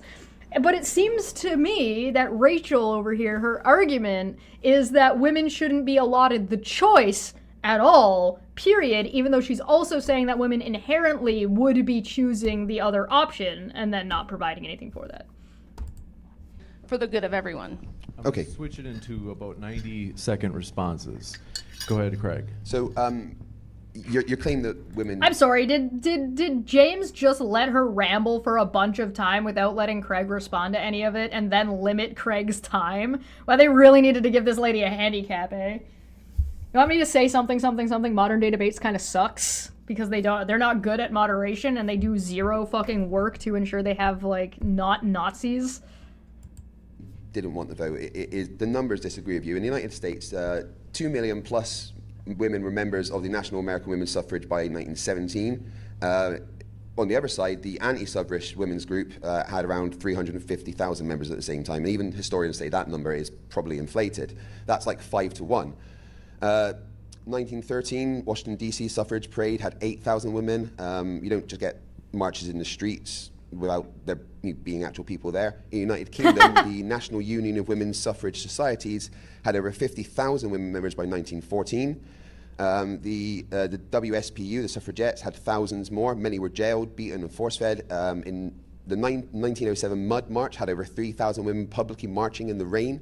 Like, that was massive for the time. Meanwhile, the largest anti-suffrage women's group peaked at around 20,000 and then collapsed and merged with some men's organizations. So the reality is that women did want the vote in enormous numbers in organized structures over decades in every country where suffrage was won. Your claim... Actually, that's an interesting point. The fact that the antis collapsed into and just ended up joining up with men's groups kind of makes the point, right? If women, like the majority or like a large number of women wanted social change to remove their right to vote, why are they not marching? Why are they not moving? Why is it literally just seem to be fucking dipshits on the internet throwing tantrums and, like, just getting shit wrong. And here's the other thing. You shouldn't have to... If your argument is good, and your logic is sound, and you're convincing, why the fuck do you need to just make shit up and misrepresent things? Claims require pretending that the marches didn't happen, the arrests didn't happen, the hunger strikes didn't happen, the petitions didn't happen, the letters weren't written, the organizations weren't real, the documents in the archives aren't there. That's just kind of erasing history, nothing else. The idea that women never wanted the vote collapses the moment you open an actual history book. In the US, over 2 million women proved that fact. So again, we're relying on framing here. So My mother in the chat has a compliment for Craig, and she said Craig doesn't need as long to respond anyway because he is direct and on point. Congratulations, FTFE, you are Goblin Mother approved. So you might notice he said, oh, by 1917, there was more membership in some of the pro-suffrage organizations than the... When number go up, lady. It takes time for a grassroots movement to gain momentum and members. To pretend that that's not the case and that should just instantly have every woman agreeing at 100% rate is actually insane. She literally just said, oh, it was like a top-down thing, and then now she's turning around and being like, well, actually... Antis. Oh, no. Yeah, because and this was not the case for decades running up to this. It was flip-flopped, and what happened is Cornelius Vanderbilt, Alva Vanderbilt Belmont, and some other rich benefactors paid to plump these numbers up. They paid money and funded this whole thing and created giant propaganda campaigns. They created newspapers, pamphlets, and kind of pushed everything that way. So no, it wasn't... That's what grassroots is. Grassroots doesn't mean zero financial assistance or no financial, like, anything at all. What? You mean when you got the word out, people decided to join? When people knew it existed, people agreed with it? 'Cause that's all you're telling me. Stop hitting yourself. That women all got together and did this. It was a handful of people who pushed the propaganda, much like we see now. No one is saying only women participated in women's suffrage. You would have to be brain dead to think that women's suffrage means only women. I need to go make a tinfoil hat. I'll be right back. Now, when there's marches and people are being bussed in by NGOs and being paid by George Soros to show up and protest, this is true with almost every social revolution. Where was somebody paid by George Soros to show up and protest? And now we're getting into now we got the MAGA propaganda. Now we get the fucking the liberals, the conspiracy. Revolution, by the way, it's almost never great. Yeah, and Smitty's got a good point. No one's saying only poor people either. Yeah, go figure. You know what you mean, that people who are poor have opinions, and people who are like in the middle have opinions, and people who are homeless are people. People who don't have houses are people, and they have opinions about things and stuff. Grassroots, if you go back and look, there's usually CIA or intelligence asset involvement, very rich billionaires who are funding these things. And I like how she didn't say anything about like the CIA and these organizations at the beginning in her opening, and then Craig called her out for being like, she's gonna say blah blah blah blah blah blah, and it's ridiculous, and now she's saying it and it's ridiculous. So good job for calling that one, I guess. Saw that one coming a mile away. The propaganda and push it and push it and push it for decades until they get seemingly enough people on board. So again, this is... You know you have to actually demonstrate that it's propaganda. Wait a minute. Didn't at the beginning of this, she fucking was citing a pamphlet written by the people who disagreed with women's suffrage? The anti-suffragettes or whatever the fuck she was calling them? Didn't she read out a pamphlet? How the fuck did that pamphlet come into being and then get distributed? How does she think... What? So it's okay if one side does it, but not if the other side does it? What do you mean? What do you mean? Oh my god. Okay. Just a logical fallacy to say this was a groundswell of grassroots movement. That's not what a logical fallacy is. Which one? Which logical fallacy do you think it is? Because that's not a logical fallacy. It could be incorrect. It could be a wrong conclusion. But, that's...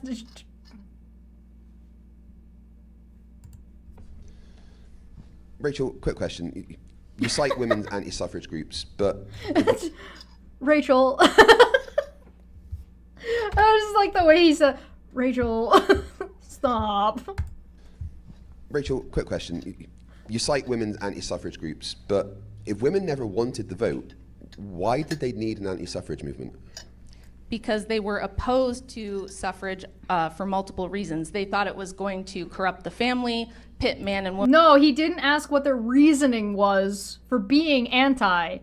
He's asking why did they exist if women didn't want it to exist. If women were never there to ask to vote and want to vote and fight for voting, which is what she's trying to claim, that there weren't really that many women into it, why would you need an anti-movement towards a movement that you're saying doesn't exist? That's the fucking question. Not what was their fucking opinion. Women against each other. They didn't want to have to be involved in the draft. They didn't want to have to do jury duty. They said, we can't secure the government. This is what I said in my opening. We can't protect the borders. We can't go off and fight wars. We can't protect. Yes, we can! There have been women fighters and warriors throughout history. That's not even new. That's not even, like, even if you want to talk about standing armies, it's not, like, this isn't a new fucking thing. Women have been protecting themselves and their families for fucking ever. My God. There's women MMA fighting. There's women boxing. There's women's sports. And I don't know if you've watched any women's sports, but half the time they are more aggressive than the men's version. Hockey is a really good example. Women's hockey is brutal. Rugby. Fucking women's rugby. Holy shit. Oh. But, like, my God. Women were on the front lines doing nursing work as well, as part of the medical teams. There were women that were involved in war who were, you know, the people that lived in the places where the war was taking place, who had to survive and protect themselves and their families at the time period. There's that crazy woman sniper who was just fucking nuking motherfuckers. She fucking sat out, fucking pegged a dude in the legs so he couldn't leave, and then would call out for help, would wait for somebody to come out and help him, and then peg the other guy in the legs, and then wait for the next one to come out. So she wouldn't kill them right away. She would just let them die slowly as they called for help to fucking... Women were... Yeah, World War II was a major turning point for women's suffrage, for sure.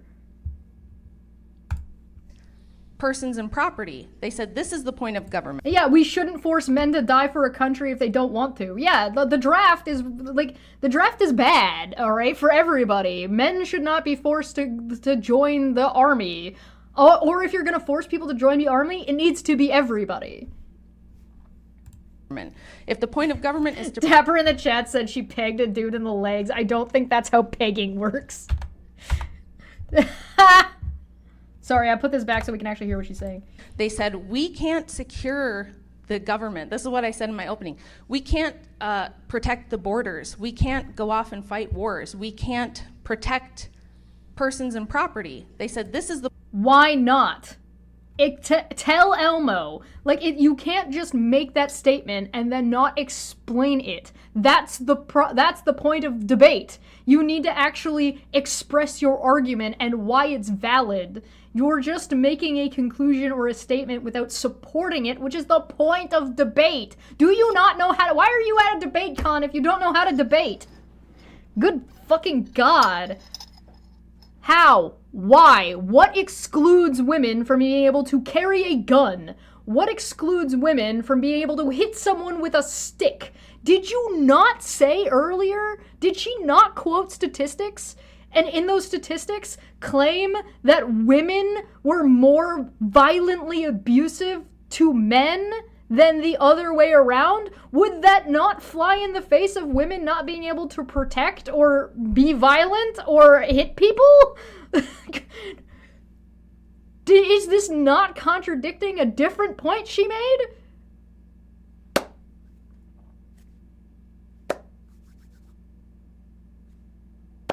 But you need to explain how or why, not just that it is. The point of government. If the point of government is to protect persons and property, and we're not capable of doing that, why would you task us with such a thing? So maybe you can answer that. Well, the follow-up You didn't answer his question. question is, why were the anti-suffrage groups always of lower numbers and They decline? weren't. That's not true. In the United States, they had much higher membership numbers up until... That does much higher numbers does not mean higher numbers than those of the movement at that time. About 2 to 3 years before they passed the 19th. The data really doesn't show that. The historical records entirely disagree with that statement. It's not true. I have multiple citations in my book and in articles that I've written. So your book is one. I know you do. It's a little bit of condescension, and there's like a little bit of... Craig sounds like he's trying not to be condescending. Wonderful. I've read it several times, and the first red flag for me was that it's a 170-something page book with only... It's only 170 pages? Wait, do I need to read this book? Do I have to read this book? Is this gonna be like a project that I'm gonna have to do? I'm gonna have to read this fucking book? Alright, there's a throne link down below. If the book's available, send it to me. 30 citations. Oh wait, Craig's got a copy. Craig, mail me your book. No credible academic source would have less than 30 citations in a paragraph. So, and your citations, when you actually dig into them, every single one of the citations that you used in your book were diametrically opposed to the points that you were making. You are extremely good at cherry picking data, almost like a flat earther. So Craig is claiming that the citations in her book actually go against the point she's making if you read more than like 2 sentences. That's wonderful. Yeah, I would do that on stream. Yeah, I would absolutely do that on stream. Source, I made it the fuck up. I love how sexist he sounds. Yeah, it is very funny. It is very funny to me that Craig is being mansplaining, condescending sexist to the woman in the debate about feminism, and he's the one on the side of feminism. It's so funny. There's like something special about like the way this is comedy. that's actually not true either. Again, we're relying on framing. So if you go read my book and you look at the source... What do you mean we're relying on framing? He's making a direct accusation. material. I take the writings of feminists themselves, like I just did with Susan B. Anthony. I quote the very women who were at the front lines of this, the ones who were usually bought and paid for and propped up to be the face of this movement, by the way. Oh, no, she's asked, like, he's being condescending to her not because she is a woman. He's being condescending to her because she's a fucking idiot. Whether or not she is a female is just a little bit of irony sprinkled on top. That's independent. And they tell you themselves. Susan B. Anthony said, women don't want this. They have it too good. They have everything they want. They can go. One woman said that women are a thing. You don't get one individual does not get to decide what an entire group or demographic of an entire country wants. Go to college. So he said a lot of stuff in his opening that was also incorrect. Women were never legally barred from education. We had women's universities already in the 1800, in 1870. We had many of these institutions. Zero context and zero nuance that she's going to provide with this. It's true that there were a few Ivy League schools that didn't let women in, but so what? This is not some systemic oppression, right? Yes, it is! Systemic oppression doesn't have to be legal. Agree with those points that... yeah, and they were allowed to work, and they were allowed to have property, and just because here's the thing. Every time we look at women having any limit put on them, we pretend as though that was not true for men as well, and it was. So he said women didn't have the vote. That's true. Did you know that men only got the right to vote about 10 years before women did? All men couldn't always vote. And people just assume this because it's always framed and presented this way, as though all men... You mean that there's nuance to the history of the way things develop? And if you open a history textbook that is a study of that group, then you're going to get more knowledge and nuance about it? Because guess what? Yeah, not all men were always able to vote forever. Slavery was a fucking thing in the United States that was pretty oppressive. There's also, if you want to go back to Rome and who was and was not allowed to vote, not every man always was allowed to vote. That's not how that fucking worked. It's almost like there have always been voting restrictions and rules around who is allowed to vote and not vote and what those rules may be. And then and those are the legal issues, then you have the societal limitations. So it's like, oh hey, every fucking man who has legally, every man who owns property is allowed to vote. But we don't have a law that says black men can't vote. It's just that black men don't own any land. Whoops. Go figure. Funny that, I don't know.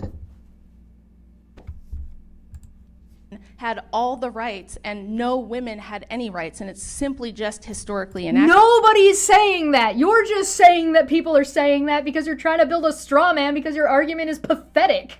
And you have to fight a straw man rather than the actual position, which is what Craig said earlier. Women are people and should be treated fairly.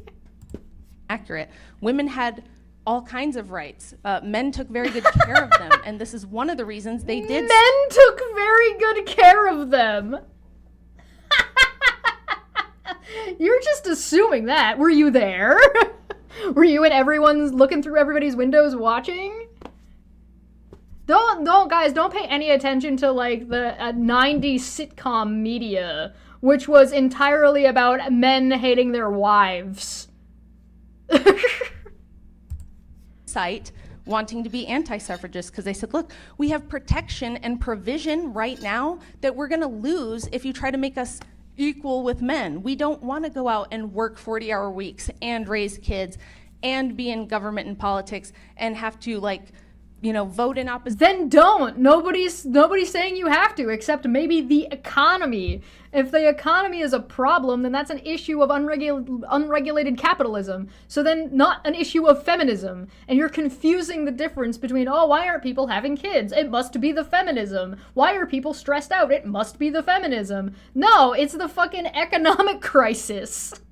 Position to our own husbands. We don't like this idea. We think it's going to break up families, and that's what we care about. Well, why is feminism automatically in opposition to your husband? Out of curiosity, why is being allowed to have a bank account if you want to opposing your husband? I disagree that it breaks up families. I've got actually quite a lot of data on the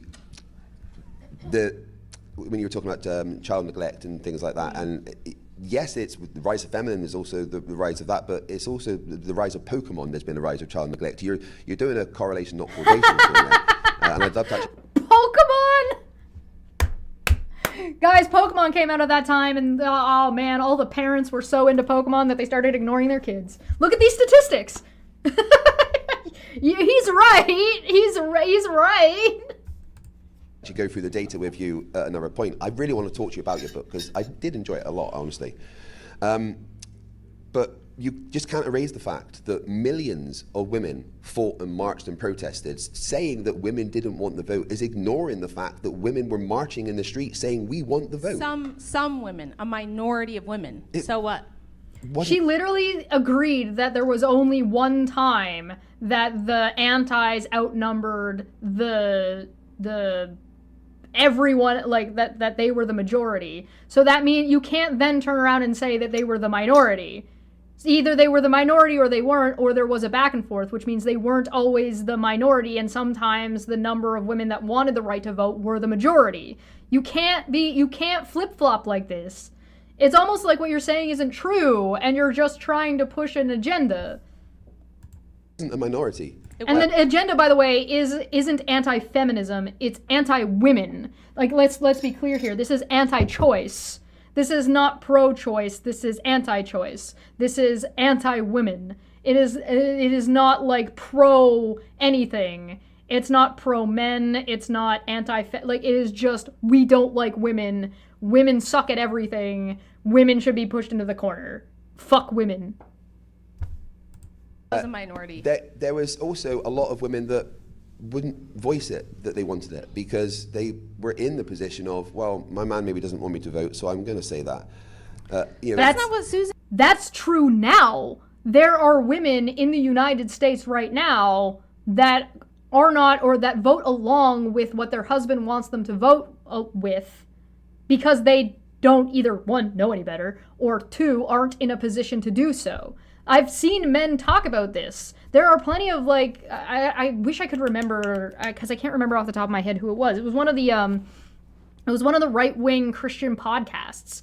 And one of the right-wing Christian podcasts was like, oh yeah, no, my wife is voting for this because she's going to leave her voting thing on the table and I'm going to fill it out for her and then she's going to sign it and we're going to send them in.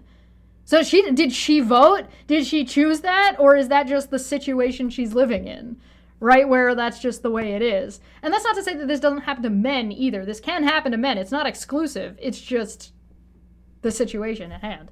EMP for 5 said, notice the body language. She's breathing fast. Craig is not. She is holding the mic closer for protection. Craig does not. Ergo, she is stressed and Craig is not. Yeah, I noticed that too. She's like constantly, he's like open and talking and like moving while he's talking. Like he's a little bit inebriated, but she's like already like moving away from him, closed in, closed up, make her hands in front, blocking, all that good shit.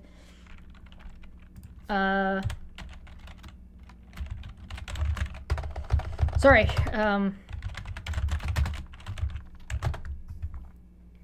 Go on, continue. Susan B. Anthony said. She said that if one women... person. By the way, this is the other... yeah, exactly. That's one person. Great criticism everybody has of me is that I'm a feminist because I wrote a book, or I'm a feminist because I'm here speaking to you. Again, 1902, Susan B. Anthony said, women are allowed to speak in public, women can write books. If we go back to this late... Who's accusing you of being a feminist? Nobody's saying you're a feminist. People are saying that you benefit from feminism. That doesn't make you a feminist. Duh. 1700s, there were feminists writing polemics, touring, being single moms, right? Mary Wollstonecraft was a single mother. Yeah, believe it or not, women still existed before women's suffrage. Congratulations. To the surprise of nobody. I don't know who was saying women didn't exist. Whether or not you legally or society are allowed to be a single mom doesn't mean you just stop existing. Just because you're not... There were women who wrote books and wrote things under pseudonyms and male pseudonyms. There are people now who are women who will write their names as if they are men. I did this for funsies. I was applying for work in manufacturing, and I put my resume in under my actual name, Victoria, and then I submitted my resume again, but I just put Vic. You want to know which one called me back? You want to know which one I was more likely to get callbacks for? The one that was gender non-specific. And then when I answered the phone, they were like, hey, can we speak to Vic? Hi, speaking. Oh, yeah, it's still a thing that exists. It doesn't... Who was paid to tour Europe and talk about feminism. She was paid to write. She made a living for herself off of... Guys, one woman was doing the thing and was able to do that thing when the majority of women did not have that opportunity and were not able to. Because that's the thing. Feminism isn't just about voting. It isn't just about the legal half of it. It's about the societal expectation. It's also about equity and equality for opportunity, not that you have to do these things. writing about feminism in the late 1700s. So this idea that women couldn't do these things, it's a logical contradiction because they had to do those things to even get feminism going. No! It's like she's like trying to shove a bunch of half nuance into things and then trying to like scrape all the nuance into the garbage.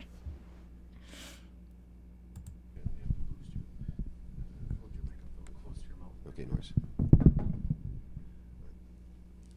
Sorry, I was getting a bit of feedback out of those. But if you hold your mic up closer, he won't have to boost your audio. That logic, Dapper in the chat in all capitals, that logic means no rights movements could exist ever. Correct. How did slaves have opinions about slavery when they weren't allowed to have opinions because they were slaves? Whoa. I don't fucking know, man. Yeah, so not all women were voicing their opinions. The advent of feminism, a lot of women just weren't speaking up because they were very used to really not speaking up. Now, This is not the argument I would go with. I think, like, Craig's got a point, but I think the argument, if I were him, that I would go for here is that just because Cleopatra was able to exist in the situation that she was doesn't mean that all women could be queen, right? Like, just because one woman was able to do this job doesn't mean that the equity and equal opportunity existed between all women amongst men and women, because we're not comparing women to women here. We're comparing to women or an individual woman to all women, which is what she's trying to change this to. She's actually talking about what you're supposed to be comparing them to is, did women at the time have an equal opportunity to do the talks that men did at the time? Not that women could never do the thing ever. Of course, there's going to be the exception that proves the rule, right? The fact that this woman she's referencing is the only one of the time period that she's able to pull up and is also an exception means that that proves the rule. You need to look at it from a wider... Again, we're back to your flip-flopping. The difference between a group and an individual. You're trying to take that one lady was able to do this thing and was in this position, therefore all women were in the position to do so when they definitively weren't, which is why this one woman was able to break the barrier to do the thing, right? That's how breaking barriers and societal barriers works.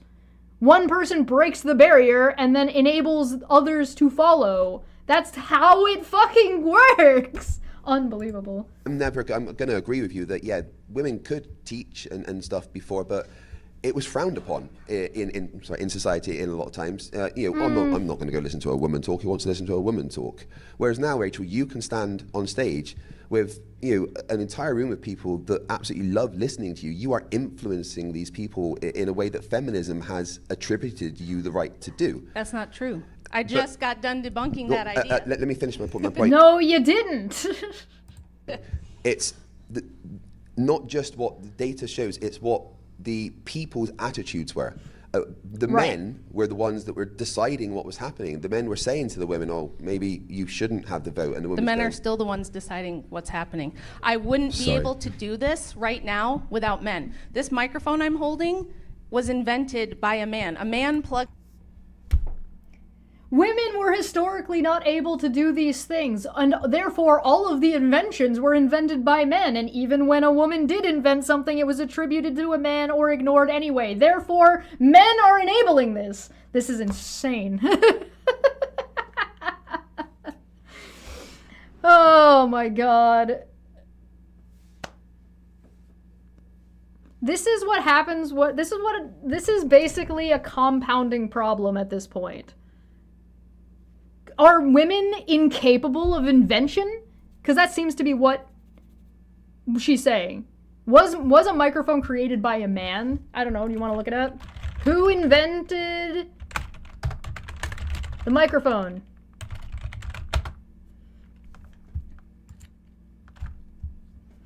Okay, colloquially called a mic as a transducer that converts sound into electrical signals.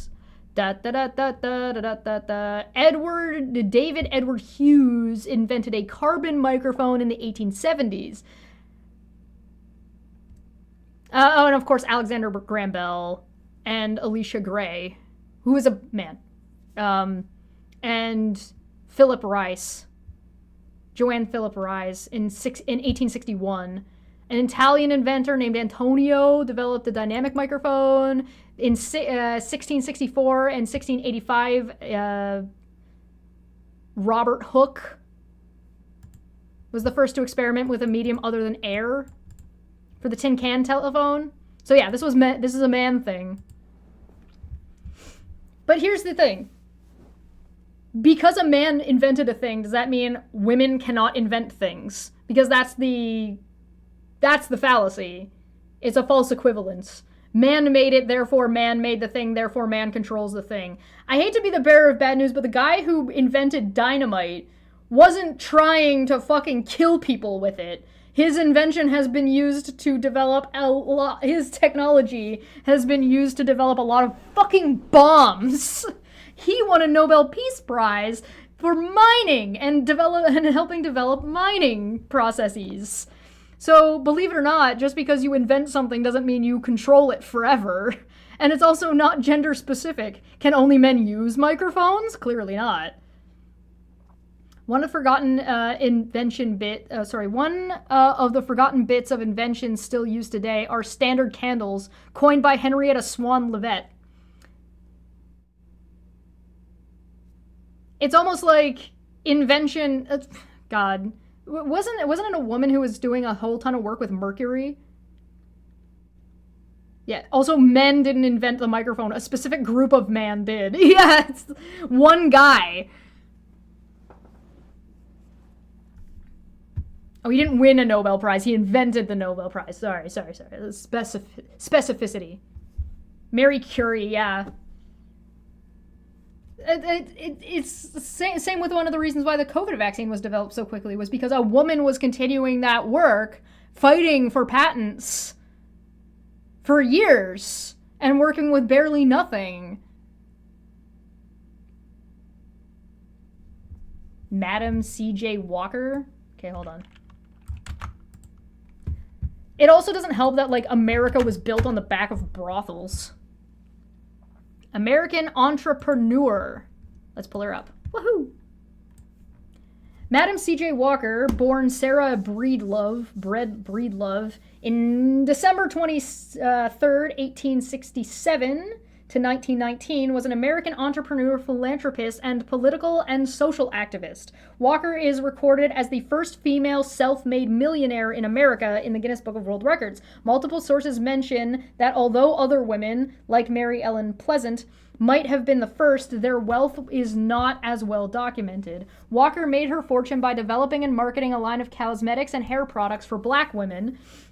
Through the business, she founded Madam C.J. Walker Manufacturing Company. Walker became known also for her philanthropy and activism. Walker made financial donations to numerous organizations such as the NAACP and became a patron of arts. There you go. And look at the year. 1867 to 1919. What was the citation years that Rachel was bringing up? Was it the 1900s? Clearly this woman would have had nothing to do with women's rights at the time. Right? Right. Zell for 10 says, thanks for making the workday go by much quicker. Hey, yeah, that's what I'm here for. Make sure you get that added in. Hell yeah. We're almost at 80% of the way to the bunny suit. Plugged this in. James is running this and whole the debate. woman can do that, This right? electricity, this technology, this building that we're sitting in is built by men and it's maintained by So men. the And advanced- women No, it's not. Women work in construction, you psycho. What are you talking about? You do not... okay, so fun little bit of, like, old Chesh lore. Back in the day, before modern day debates had Nazis on, and before Erica...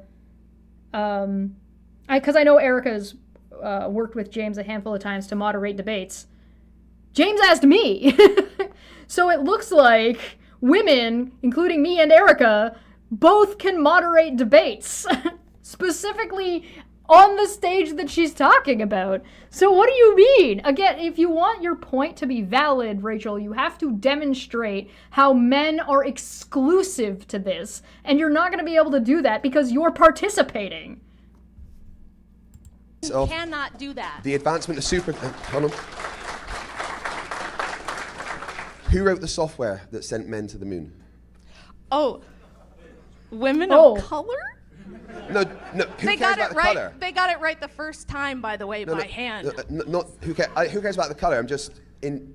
The woman wrote the software for a man to go to the moon, and they chose a woman to do that because she was the best one to do it at the time. In fact, before we had computers. You don't just get to throw incredulity at it and be like, sure they did. Sure they did what? Because she literally did. Is she a moon landing denier? I guess. Like we call computers were usually women that were doing lots of math really, really quickly. That was what a computer was. So do you think those women can build and maintain the infrastructure that allows us to have technology? Absolutely. Yes! Yes! Yes, we do think that! What's preventing them from doing so? They already did it! Do you want me to build a computer? Do you think there are no fucking software and hardware developers right now that are women? Like, what the fuck? What the fuck are you talking about? Everybody in the chat says yes. And just yes in the chats. Can we get screaming goblins? Can we get like dumpster fires? Can we get like get helps? Can we get like that little red face of mine in here? Yeah, okay. What are you linking to me, Feline? What is this? What did you send me? Oh, Hidden Figures. Yeah. 3 female African-American mathematicians play a pivotal role in astronaut John Glenn's launched into orbit while dealing with racial and gender discrimination. Yeah, if you're interested. It's almost like no one individual makes progress for the entirety of a society. One individual might be lauded and might be remembered in history as like the main figure, but it's never one individual. Things just don't work like that. And there's no reason why a woman could not use the tools that a man uses. That's really weird because I've noticed this bizarre thing that feminism magically came about after the technological and industrial revolutions. Isn't it weird that we had thousands? Yeah, do you want to know why?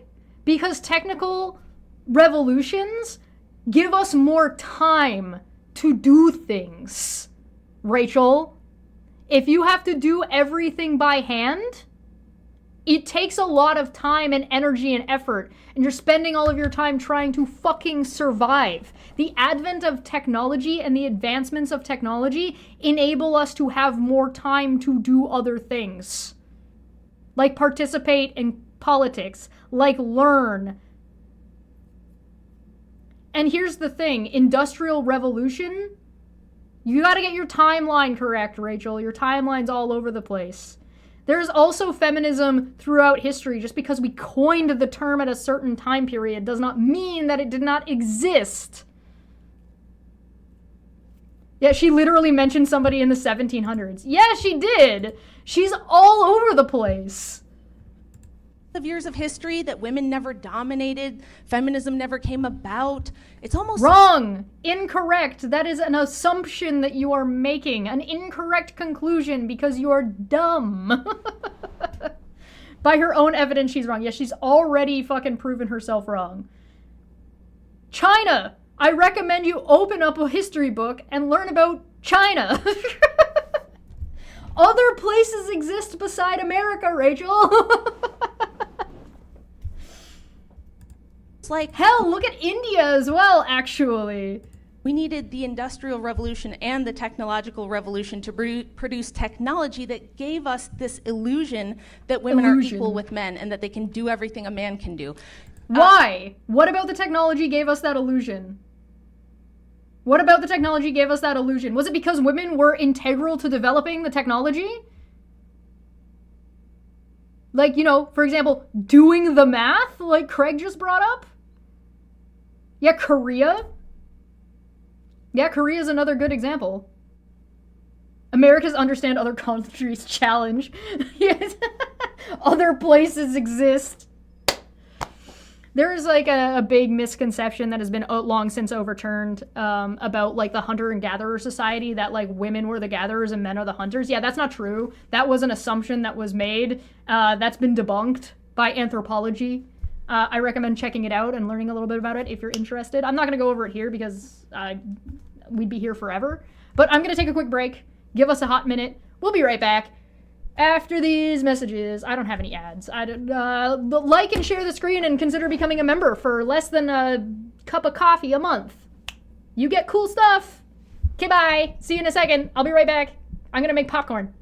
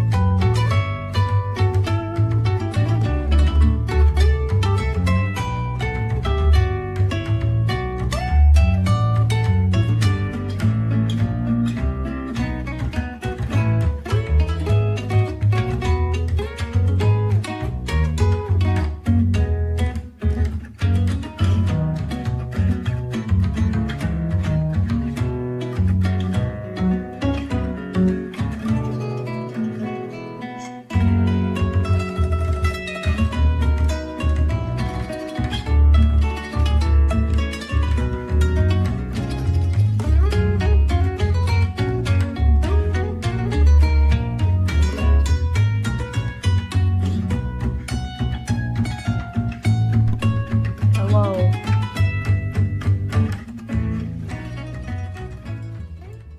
Welcome back. I got popcorn.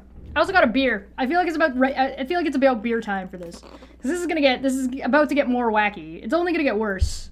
Right? It's only gonna get worse. By the way, it's snowing like crazy here, and I'm here for it because it's basically been snowing for 2 weeks, and I hope it stays for the rest of the winter. 10 out of 10. Alright. What was she saying? Women can't do technology, allegedly. Okay, go on. Industrial revolution and the technological revolution to produce technology that gave us this illusion that women are equal with men and that they can do everything a man How? can do. Over 90% of infrastructure jobs are still held by men. And it's not because women... Yeah, it's almost like working in manufacturing and in infrastructure is a male-dominated field for reasons. And those reasons are not because women are bad at the job. It's because sometimes women are not enabled to do that work, and it's frowned upon for them to do that work, and they're treated like shit in the industry, both in the field and in the by the customer base and by the education system. And by the system, I mean like the people that are going there. So like if you've ever been a woman or you've been a girl in a tech class in high school, and the fucking shit you got to deal with that.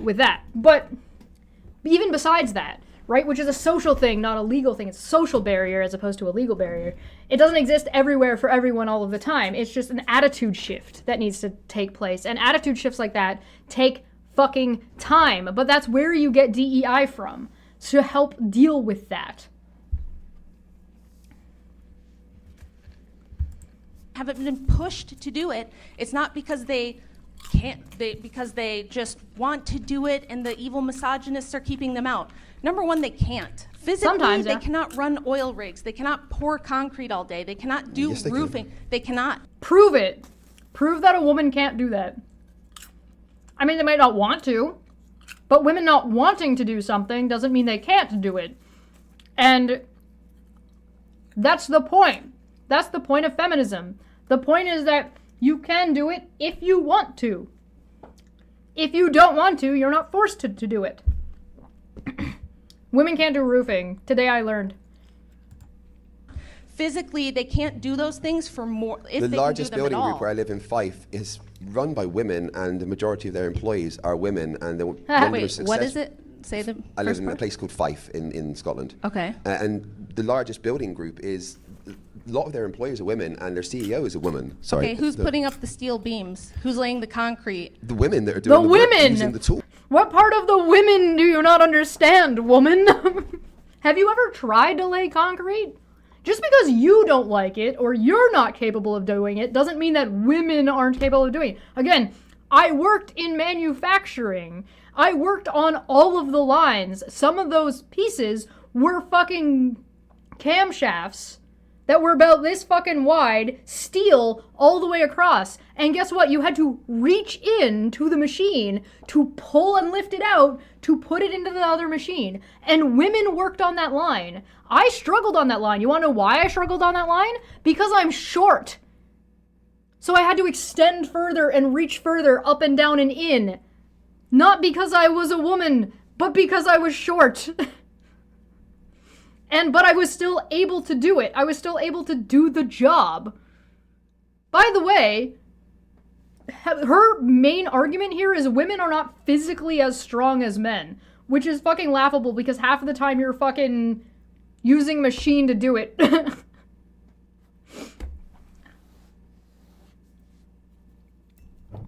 You're Chesh small. I know, right? So here's the thing. How about you try the job first?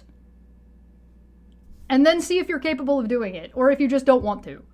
Tools. Oh, they are? There's no reason that a woman can't Oh, they put are? it into a thing, put it on to melt, and then pour it out. Tools allow you to do things. I was in the military. Tools allow you to do things. Craig 2025. Thank you, Craig 2025. Tools allow you to do things. Go fucking figure. And the other thing too is like, hey, guess what? It ain't that deep. And I trained with lots of women that would go on the marches alongside me and, just be just as able to have endurance. That's weird, because why don't we have any female Green Berets or Navy SEALs? After decades. How do you know that? How do you know that? There's only America, guys. There's only the United States. I'm gonna citation this. Oh, look. The first female. Oh, man. Oh, that's unfortunate. How unlucky. 2021. This article is from. Oh, boy. Well, the United States has yet to have a female join their ranks as a Navy SEAL. They did recently have the first female to ever pass the grueling and demanding U.S. Navy SEAL officer training course. So women have passed the training but haven't been allowed to take the position. That's so American. That's so United States coded. That's hilarious. Are women capable of becoming Navy SEALs? Yes.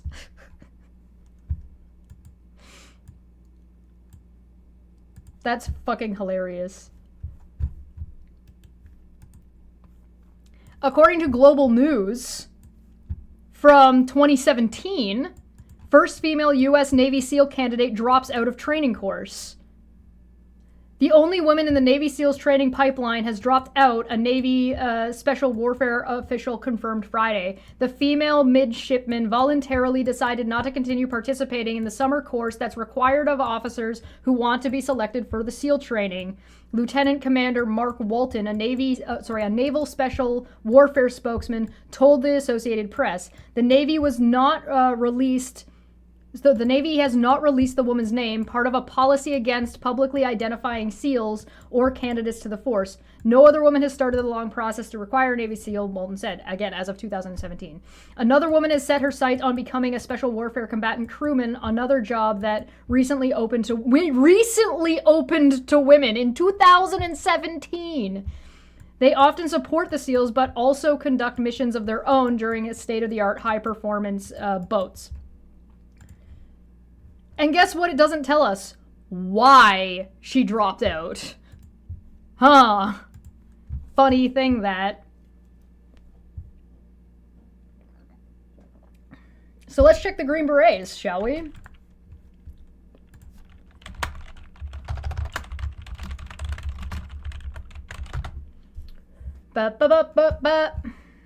Oh, hey, look at this. As of 2020, a woman is about to become a Green Beret, and the military will be stronger for it. This week, historic news filtered out of North Carolina saying that a female National Guardsman will be the first woman to pass the Special Forces Qualifications course, Q course, and will earn the title Green Beret. While the enlisted soldier has not passed the course yet, officials say that this... at this point, barring a medical injury, she is practically guaranteed to graduate.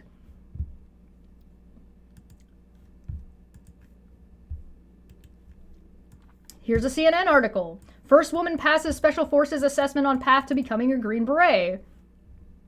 Again, in 2020. Here's another article. Following this story. 2020. Go away. History was made at Fort Bragg. Making history Shut at up. Fort Bragg. Shut The up. US Shut up. Oh, fine. Whatever. You say it. Fine. Special Operations Command confirms it has its first female Green Beret. That graduation ceremony happening today. The Army not able to release that soldier's name because of the unique missions assigned after graduation. New at 5, making... There you go. This was as of July 10th, 2020. So she just, I guess, didn't bother to check to see if any woman had been a Navy SEAL or a Green Beret because this took place this year of 2025? Go figure. Go fucking figure. December 2015, the Pentagon threw open the doors to combat roles once off limits to women. Wow. So how long did she claim? It was like, oh wow, it's all the way this time and women haven't taken this job and it's been decades? Or they've only been able to even make the attempt since 2015. That's only 10 years!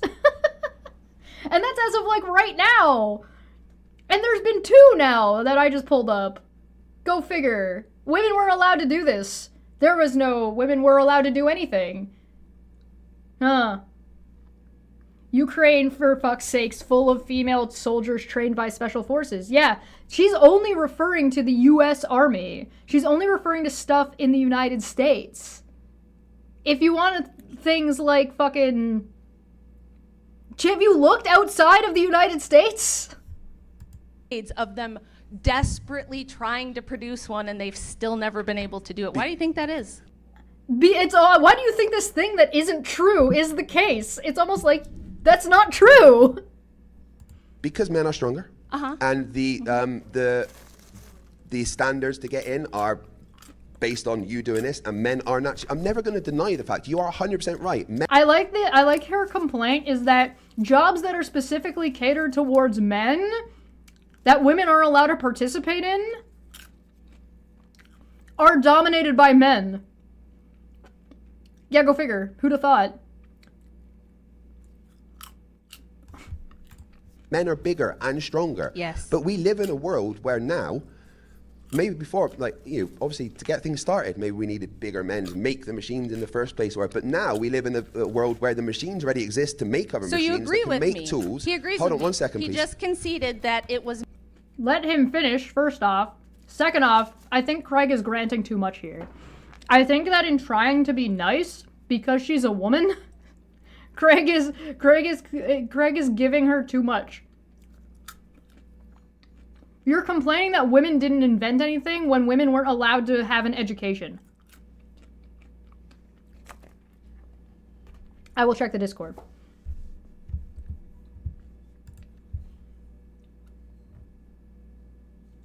Oh, well, oh, is that a picture that you've shared of women working on an oil rig? Wow, go figure. Women working on an oil rig. Who could have foreseen this? Oh, what? Women working on an oil rig? I thought women couldn't do this job. I thought that wasn't a thing women could do. Oh, working on it. Hey, if I showed her this picture, do you think she'd be able to tell if it was a man or a woman working on the oil rig? I bet you she wouldn't. Until you scrolled up. I bet you she wouldn't be able to tell.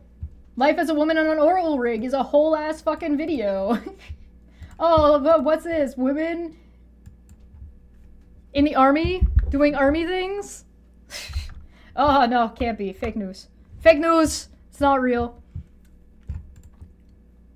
Don't worry, I'm going through some of the stuff posted. Let's see, what's this one? 2 women up for SAS selection for the first time, August 2021. 2 personnel are becoming the first females to tackle special air service. The pair have passed through pre-selection for the revered British Army Special Forces unit and are now set to face the full course. In the past, women have been able to work with the SAS after transferring from separate units, although until now, no one have attempted the entire selection process. The 2 unnamed individuals are both products of a one-to-one program aimed at boosting female representation across UK Special Forces and making full use of the defense talent pool. Project Artemis trains women for specialist support roles within UKSF over a period of 9 months, providing they have 2 years experience and their commanding officer's recommendation. So, like, they already have to have 2 years of experience and they need a recommendation from a man?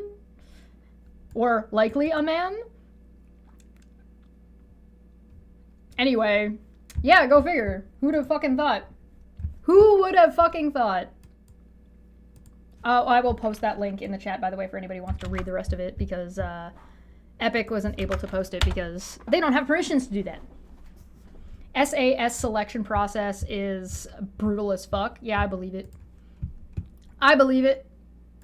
Anyway, direct evidence that what this woman is saying is incorrect. I think Craig is giving too much credit to say that, yeah, maybe we needed strong men. No, it's not that we needed strong men. It's that men invented things because women weren't allowed to participate and weren't allowed to be educated, which crippled society's progress. Men who created yeah, technological advancements that even made it Rachel, possible and to that's- imagine that women could be Rachel, on par that is with the men. point. That is Thank the you. beginning. That is where it started. But we live in a world now where it doesn't need to be just the men. A woman can do the job just as well as a man if the tools are available.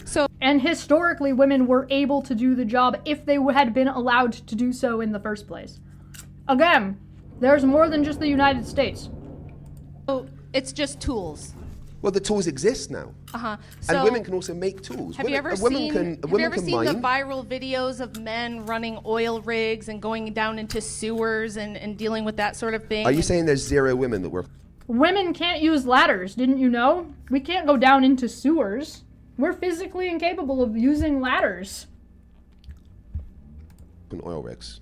There are almost 0 women in the Almost hard 0, labor. or are there 0? It doesn't matter if there's an outlier. Of course it matters, because No, if it you're doesn't. saying that women can't do Because this job, that would mean that there has to be Craig, no women you're doing literally this job. If there Yeah. is women doing this job, then that means women are capable of doing this job. He's literally doing. Craig is correct. If women are incapable, then there can't be any women doing it, or there needs to be an exception to prove the rule. There is not an exception to prove the rule. The meme where Yeah, she just sourced TikTok, yeah. you say most women are shorter than men, and some woman goes, "But I'm 5'7" though, and I know a man that's 5'4". It's Literally not what I'm saying. Your claim was that women can't work on oil rigs. That was the word you said. I'm not misquoting you. You they said women. can't. Women Then as Rachel, a group why are there cannot women that work do on what oil men rigs? can. Why There is there- aren't. There aren't women that do the actual hard labor. Have Are you you seen claiming those there is guys, 0? like- So there are women that work on the oil rigs, but those women aren't doing the real work. Something straw men, female firefighters. She is getting destroyed. Yes, she is. That's why she keeps. You notice that she's the one who started interrupting, and she's the one who started being like, no, oh no, but. Yeah, that's the sign of you're losing. Right, Rachel. Pulling the Hold on. 300, 400-pound things. Have you ever seen Rachel, a woman lift hold a on. 400-pound diesel engine and drop it Rachel, into a truck? are you? Does she actually think that men without any assistance are just picking up 400-pound diesel engines over their heads and putting them into cars? Like, is that what she thinks is actually happening? Because that's not what's happening. That's not real. That's a cartoon. So not only is her image of women delusional as fuck and completely inaccurate, but her vision of men is also completely delusional. Okay. Claiming there is no women in the world that do that job. I'm claiming that women as a group cannot maintain... No, Rachel, come on, stop avoiding It's a the different question. claim. Don't strawman my Is claim. there any? No. He's not strawmanning you. You said that women are incapable. Women as a group. She's the one who's been flip-flopping whether or not she's talking about an individual or talking about a group, not Craig. Craig's been fine. Craig's been consistent on this. Women in the world that do I'll the grant job. it doesn't matter, because what I'm saying See, is... she won't admit it. She won't I admit did, I that women are granted it. able to do the job. I She's saying granted women are that incapable maybe of doing. some women are. It has Well, there no we go. bearing. Because here's the question, Craig. Here's the question. Can women as a whole keep the infrastructure that maintains this modern world going without men? Yeah. Yes. That's what they did in World War II. That was the whole point. That was one of the major historical turning for somebody who has written a book about feminism. You would think that she would know that World War II was a major fucking turning point for feminism because all the men were at war and women had to maintain the jobs, the infrastructure, and the manufacturing while they were gone, and to support the children at home because they still had to keep taking care of the kids while working, as well as manufacturing not just enough domestically for home, but also enough to ship out to war. So what do you mean? And also, not the claim of feminism. Feminism doesn't claim that men need to stop existing. Feminism doesn't claim that women should exist without men. That is not part of the equation. Chesh should debate this lady. Should I debate this lady? You want to have a conversation? I don't think she wants to have a conversation with me, but I'm not. Okay. No, they can't. Why not? Well, you love science, right? Yes. So scientifically, let's think about this. If tomorrow God. all women disappeared from planet Earth and only men were left, how do you think people would do? Do you think that they could keep electricity going? They could keep food supply lines Honestly, up? most men are pretty stupid. All right, so the answer is no. No, there's this thing called colony collapse. If you remove 50% of the population, the society will collapse because you can't fill those roles fast enough to maintain society. It's something called colony collapse. I recommend looking it up. But that also applies. Do you think that men, if you were to remove all women, would be able to maintain society? Because the answer is no, they wouldn't be able to. Men wouldn't be able to do it, women wouldn't be able to do it. Now, if you were to say, let's say you were to pretend to say like, hey, let's say you don't actually lose any population, right? And you were just to say all the men are gone, but there is enough women to maintain, to prevent colony collapse. Would women be able to maintain all of these jobs? The answer is yes, because she hasn't presented one singular job yet that women are incapable of doing, despite making the claim that women are incapable of doing the job. There is no job that exists that is exclusive to men. There is one job that might be exclusive to women for now, and it is birthing a child. But, you know, we've been working on and developing, uteruses outside of the body that could potentially maintain a pregnancy. So basically the only job that is gender exclusive right now is pregnancy. And not even the getting pregnant part, because we don't need men for that. We need sperm for that. Although, to be fair, if you're talking about, like, a world where men don't slowly cease existing, do you really think that humans wouldn't develop a way to like just out of body fertilize women with women, where they just take 50% and 50% and sort of mush them together and then just fucking throw them into a body? Like, we already have like injection, like IDF exists. IDF? That's not right. IFD? Whatever. You know what I'm talking about. Anyway. Stupid, and we'd be dead in a few weeks about the women. Wow. Come on, every husband here knows for a fact that their wife has kept them alive, and you can't argue with me. I think Craig is actually right. I don't know, I don't think this is true of all men, but I really do think that there is a IVF. Oh, thank you very much. I do think that there is a degree of, there's a large number of men that are not capable of taking care of themselves when there are women around. So this is the weaponized incompetence, where women specifically do things, or sorry, men will specifically, or somebody, it doesn't have to be exclusive, like women do this too, that they will purposefully do something poorly so they don't have to do it anymore, or purposely do something poorly so that they're just not, they never do it again or whatever, right? So like, and again, this is not all men. I just think that there are a large number of men who know, like, they don't know how to cook.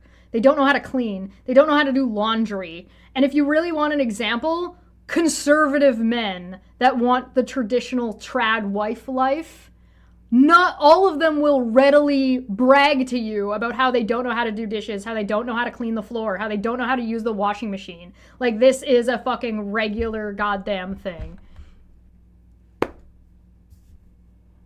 I didn't know I was debating like the final boss of Simps today, but here we are. So, oh man, Craig loves his wife and appreciates her and knows that without her he would have a bad time? Wow, what an asshole, Craig. How dare you have a loving relationship with your wife where you support each other, and how dare you acknowledge that you care and she supports you in a way that you would be lost without her, you dick. Just because a lot of men don't want to acknowledge the unpaid, unrecognized labor that women do doesn't mean that it doesn't exist. And yeah, she has fallen name calling at this point. You're right. Good call out. I'm going to deny that I adore women. I see the value. I can tell. I see the value and the power that women can have, but I in no way think women That's super gay, Craig. Stop liking women. are above men. So And that's one thing I just want to... let's ask the second part of the Give me one question. sec, give me one Sure, sec. sure. That's what I want to make clear. I am never going to claim that we should bow down to women and, women should be in charge. I just think that women should be afforded, if they want to do these things, the opportunity and the ability and the rights to do it. Well, which they've didn't... had- Right. Craig is making a delineation here.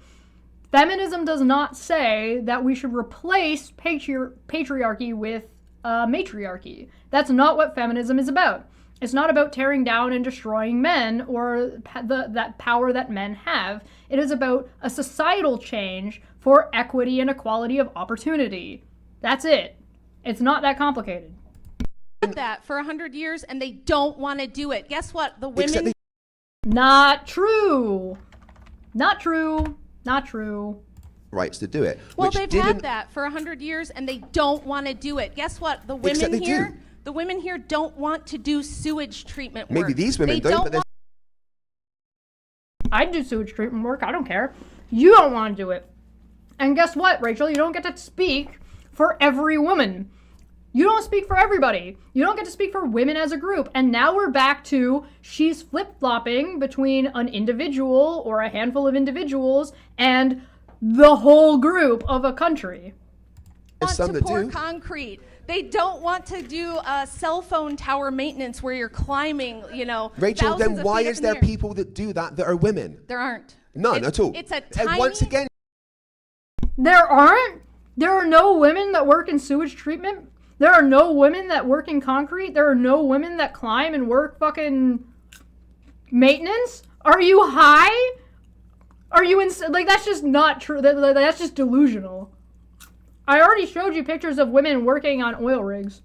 and she's claiming that It doesn't there- matter. It doesn't. As It we've doesn't said, matter. pointing This to is an not- outlier. It doesn't matter. Pointing to an outlier does not mean that women as a group could maintain modern technical infrastructure. Rachel, I can't it believe that a debunks your guy claim. who believes in science is sitting here trying to get you all to believe Rachel- that if men disappeared from the planet tomorrow, which is part 2 of my question. Let me get it out.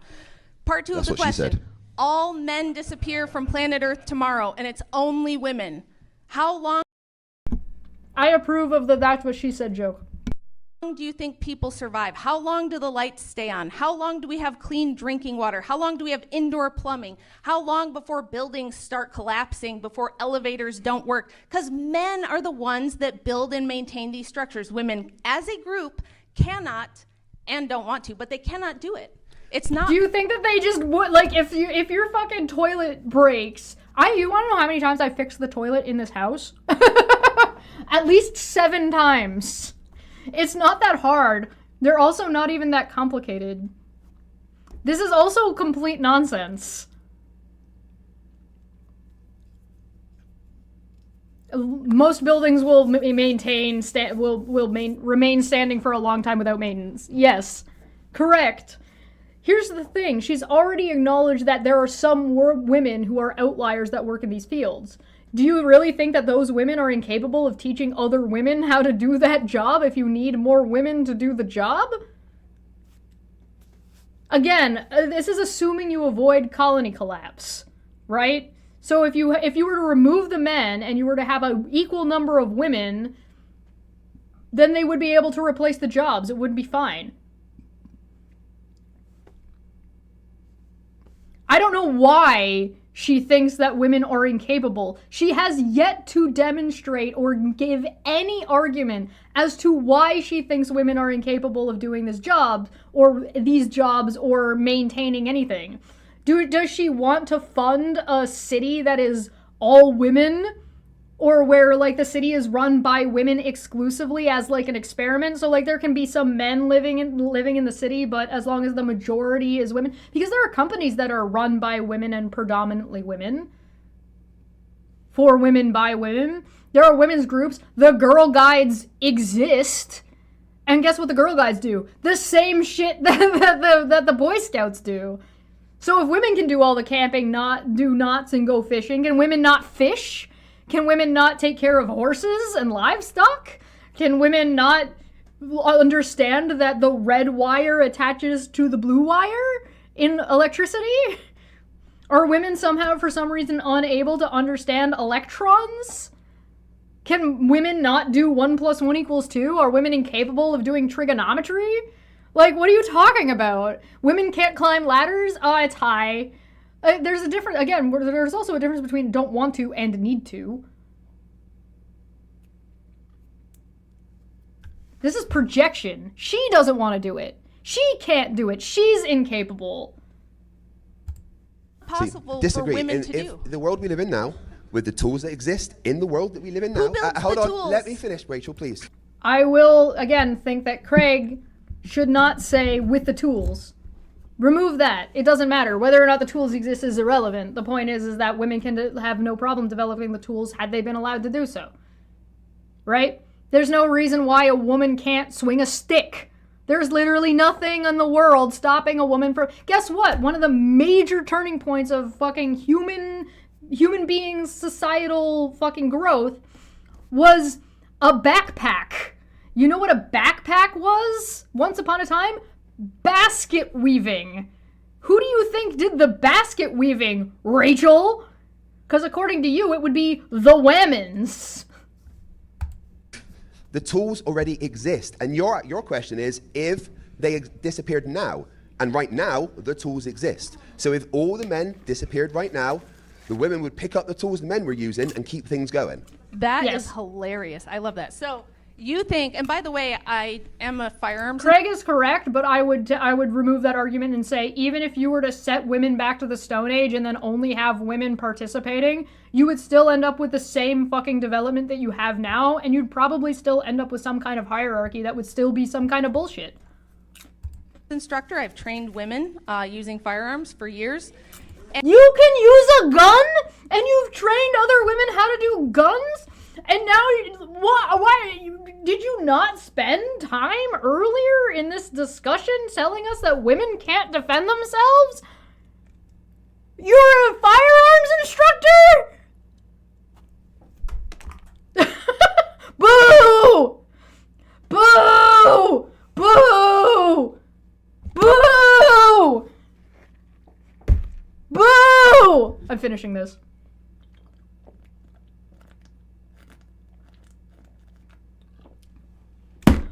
Boo!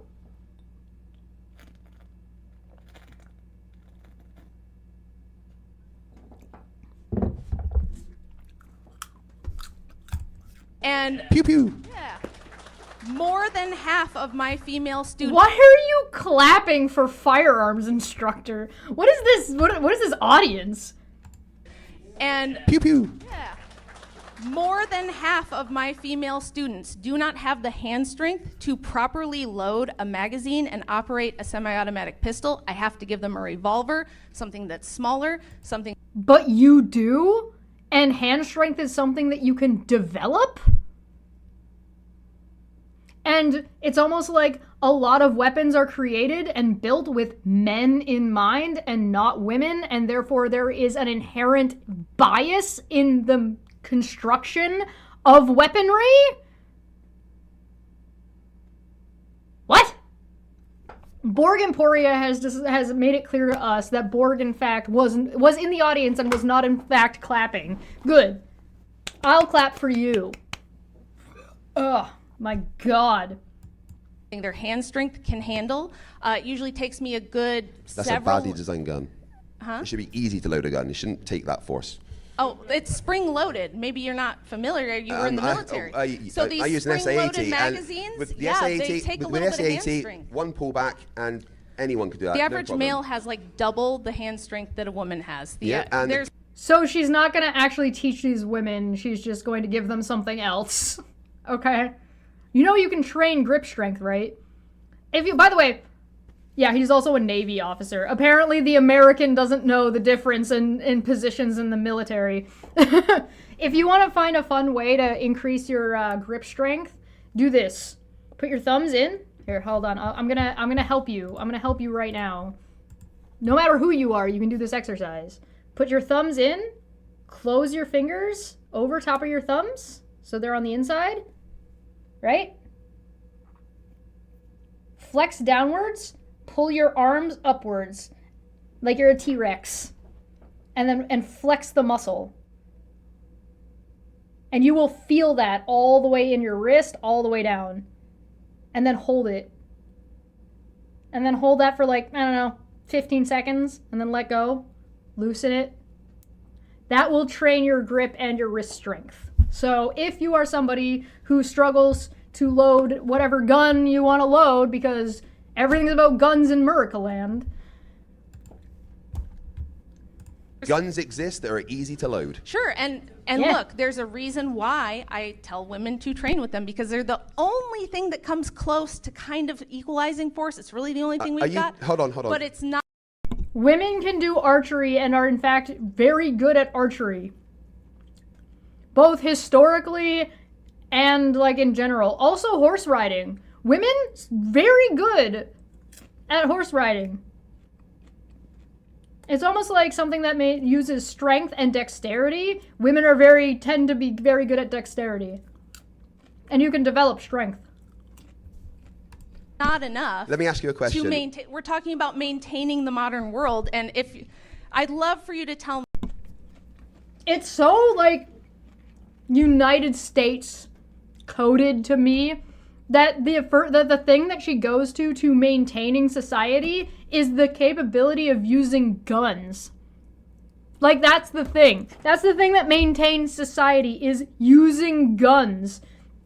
And it's and then she's trying to then specify that you have to be able to use this specific kind of gun. But here's the thing. If none of the women, like she's claiming, which doesn't include herself for whatever reason, can't use this tool or can't use this weapon because their grip strength isn't enough and it's exclusive to men, then none of the women are going to use it. So what women are going to use this weapon that no women can use to overpower these other women in the scenario that she's inventing? It makes no sense. Tell me how tomorrow, just because the tools exist, women are going to start building steel buildings. They're going to start laying concrete. They're going to start doing. We are already doing it. We do that already. We currently do that thing. Women are already participating in this. Women were participating in this before they were allowed. Again, I refer you to World War II. Doing infrastructure jobs where you have to be able to lift hundreds of pounds. What infrastructure job do you have to lift hundreds of pounds with no tools? And let's pretend that's the case. All right, let's pretend she wants to remove men, and men are able to pick up 1-ton lime bricks to build the fucking pyramids of Egypt. And she's like, how could women possibly build the pyramids of Egypt? They can't lift that. And like, okay, so women use pulleys to do it.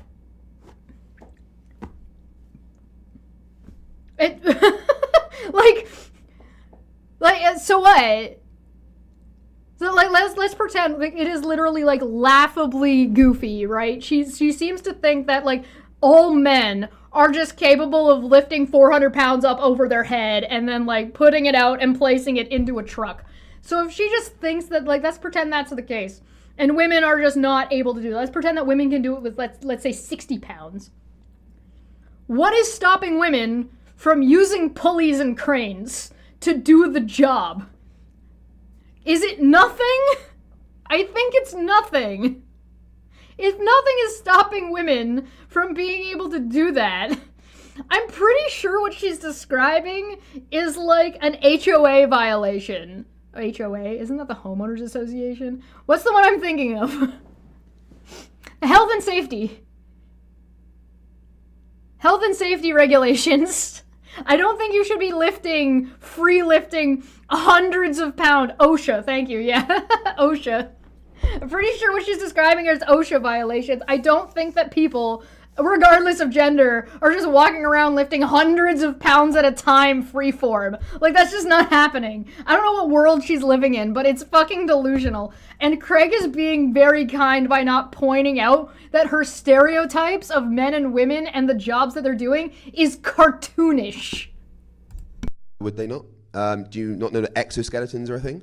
Right, you are positing it in a very specific way. If they disappeared now, we live in a world now where women can use tools to make them a lot stronger than they ever were. I just want to jump in. Folks, if you're in the audience, I need you to, if you're going to say something to a friend, I need you to whisper it as quietly as possible, because I can hear from both sides. Some folks that are talking to a friend, and I can hear it as if it's at a normal volume. I need you to whisper it, or ideally don't do it at all, just so we can hear the speakers. Go ahead. Oh my god, the moderator came in to moderate the crowd instead of the debate. That's very funny. Sorry, what was I saying?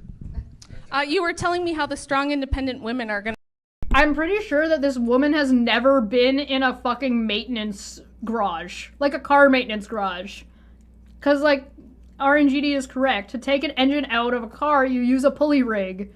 Yeah, you don't just fucking unplug it and then lift it out, you fucking psychopath. It seems to me that this woman is either very naive or very sheltered and has never actually been to the places that she's talking about. It's not a moderator, it's James. Okay, yeah. Hey, James! What the fuck are you doing? The audience is all men. No, there's a woman. There's a woman right here. I'm pretty sure that's a woman. That might be a woman also.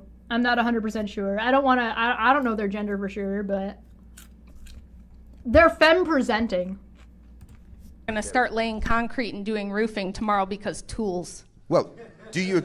Women already do those jobs, and Craig is saying there's literally nothing stopping from women from picking up those tools and doing the job. I think Craig is making a mistake here. I think Craig needs to get away from this nonsense about tools, because there's literally nothing stopping a woman from using a hammer or a nail gun, for example, which is what you use when you're roofing. So, like, the tools don't matter at that point. Agree that... You know what roofs used to be made out of? In a large number of societies? Thatch. You know what thatching is? It's fiber, and it's weaving. And I'm pretty sure this woman over here is like, weaving is women's job. That the tools exist that allow people to do these jobs? The tools exist that allow men to do those jobs. Why could women not use those tools? You don't put a jackhammer in Rachel's hand and she can suddenly operate it. That's the problem. You don't put a jackhammer in Rachel's hand and she can operate it because she is incapable. And she's too dumb to be able to understand that just because she can't do it doesn't mean other people can't do it. Do you think that I've never used a jack equipment? I have used jack equipment. Yeah, she's talking to the third person now. Yeah, this is the problem. She can't do it. She's incapable of doing it. Therefore, nobody said anything about having zero instruction. By the way, all machinery comes with a manual. Can you not read? Are women incapable of reading the manual that comes with all equipment? And the reason I say that all equipment comes with a manual is because it's a requirement. Guys, I'm just gonna Google search how to use a jackhammer. It's not jackhammers aren't complicated. You push a button. I weigh So is there any women pounds? that can use jackhammers? There might be some woman somewhere. Do you think that there are enough? Some woman somewhere, like there's one woman on the planet that knows how to use a jackhammer? Boo! I know women specifically that use jackhammers. So if let's here's a good analogy to try to help you understand this. I don't know what's not computing. Let's imagine that because what you're saying is cartoonishly nonsensical. we're trying to maintain populations and only 1% of women can give birth. Do you think we're going to maintain the population, or do you think we need far more than 1% of women to be able to do that in order to maintain it on a systemic level? It's the same thing. You don't need to. This analogy doesn't, one, this analogy is not analogous and makes no sense. And two, why do we need to maintain the population that we have as if it is a systemic necessity? And also, do you think that we wouldn't, like, do things to deal with that? Yeah, felines going the exact direction I am. Evolution would take care of it. Yeah, this isn't an analogy. This doesn't make any sense. here's a different question. I'll pose a different question. If 5%, right, 5% of the United States population, right, if men, 5% of men, not trans men, not trans women, not women, specifically cis men, men who are born men, identify as men, and are men, manly man, all right? 5% of men in the United States were able to give birth. Do you think the standards and expectations of what treatments and what painkillers and what medical things are available to people giving birth would change?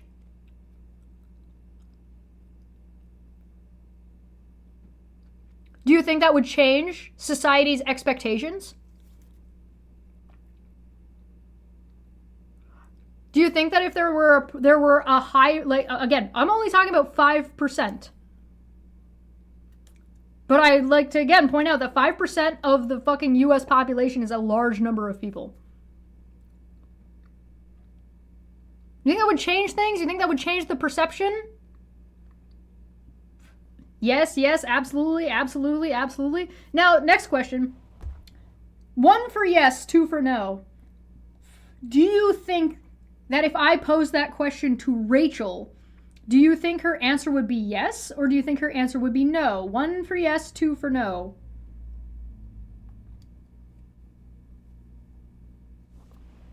I'm curious about your guys' opinion. 2, you don't think that she would believe that it would change anything?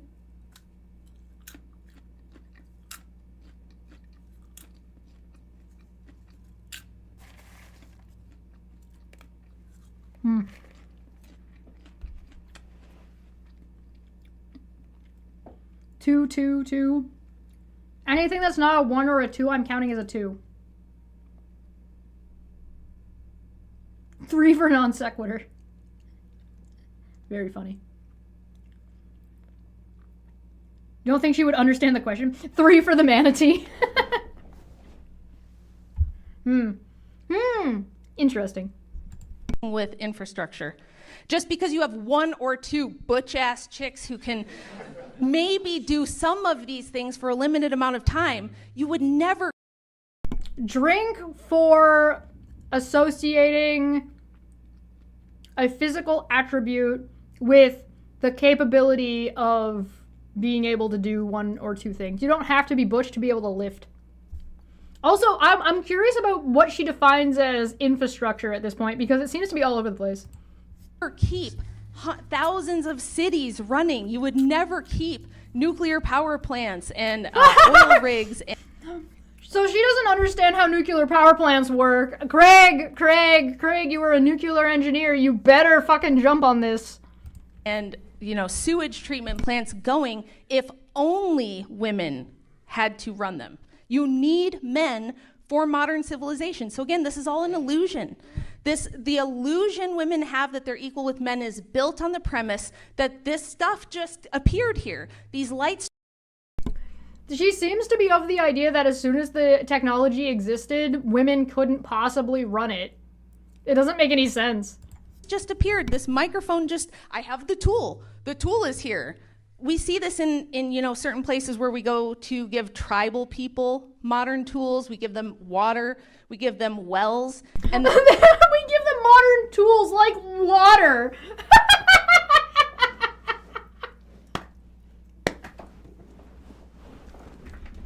Ah!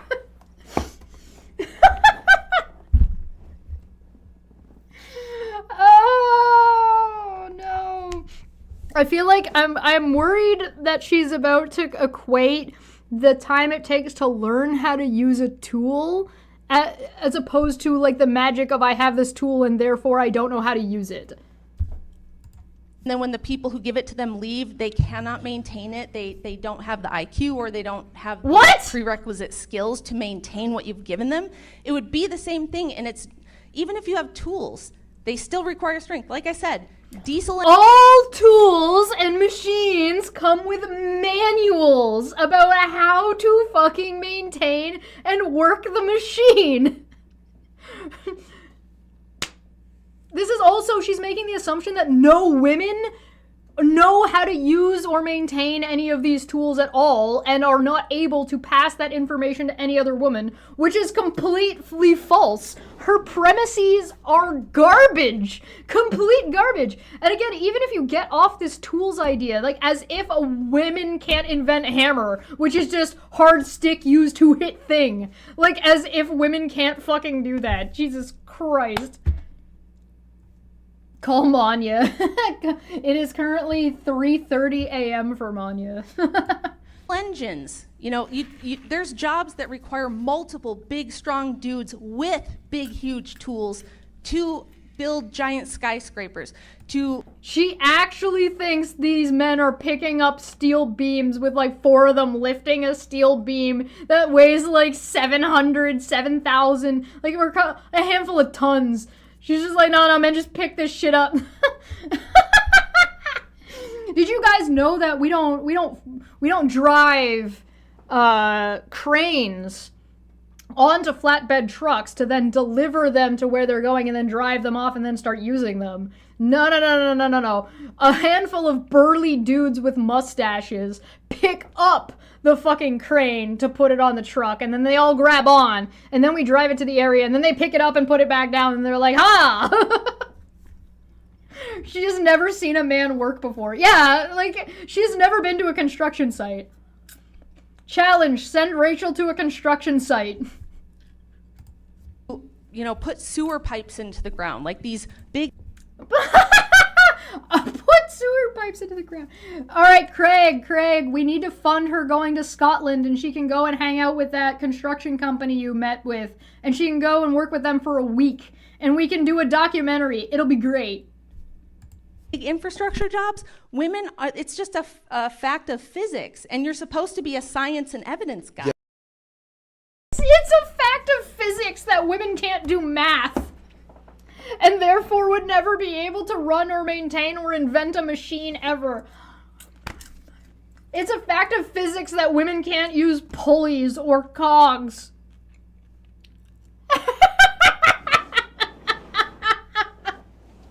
I can see why Craig asked me to look at this. I understand now. Yeah, but I don't Rachel, get you're this. just saying that women can't do that. They can't. But there is As a women. group, There is women that do that. But there's What also, would it matter if there's also 3 women? Wait, Do you think Rachel, can I just let Sally you is talk for gonna? If 3 women know how to do it, then 3 women can train 3 women. Or 3 women can train 10 women. Or 3 women can train 10 women each. If 3 women can train 10 women to use the thing, now you've got 33 women who are able to do the thing. You train women to shoot guns! How many women have you trained? Let's pretend. How many women are in her average class for learning how to fucking shoot a gun? All right, and so let's say she gets like, let's be generous and call it 5 women a year. So let's pretend she trains 5 women a year, and that's her. And now after they're done training, these 5 women could train 5 women a year, right? Presumably. So if she's a good trainer and trains people in a way that they are then able to train people, you've now developed from 5 to 50 5 to 55, because she does 5 and then does 5 the following year, and each of these 5 do 5 the following year. So that's 55 women by the second year being able to do the thing that no women can do. So even if you start with 1, you are able to train other people. She's just like, oh yeah, if women didn't talk to each other, her hypothetical makes no sense, and it flies in the face as soon as it's like, well, is there a woman currently doing this job? Yes. Oh, well, shit. To just maintain the world on her own? Sally and Karen, the 2 that can theoretically What? do this? In what world in what world are we expecting 1 or 2 women to maintain an entire city? Can only 2 men maintain an entire city? I don't fucking think so. Craig? Thank you. So there's weak men as well as weak women, but there is more than enough women in the world that are capable of holding a jackhammer and Sorry, we need censor Dapper back up. Thanks, Sensor Dapper. Moving trucks and loading things and using tools and conveyor belts and everything. There is more than enough women in the world that are smart enough and capable enough to use the tools that already exist to keep it going. You are just saying, I don't think women are strong enough to ever do this. You've got no data to back up that women can't do this. The fact that women do these jobs, even if Borg is correcting my math because I forgot that you'd have to minus 5 from the total number because 5 of them are training now. Yeah, thank you. I forgot about that. it is an outlier. Ryan or folks, if you can turn your phones off and keep the audience down. Yeah. The fact that women do these jobs that you are saying women can't do just disproves you. Yes, there's less of them. Maybe a lot of them don't want to do it, but some do. And that's what feminism is. Feminism is saying that you have to do this job. Feminism is saying that if you want to and you're able to, go on then. Craig, the best argument. Good job, Craig, bringing that back to what feminism is actually about, which is not about making sure that 50% of women, or like that 100% of women equal to 100% of men do all of the exact same thing all of the time. That's not what feminism is about. Feminism is about choice. Rachel is anti-choice and anti-freedoms. You're making today is that I, as a woman, am better at understanding logic and physics than you, a scientist man. Like, that's your...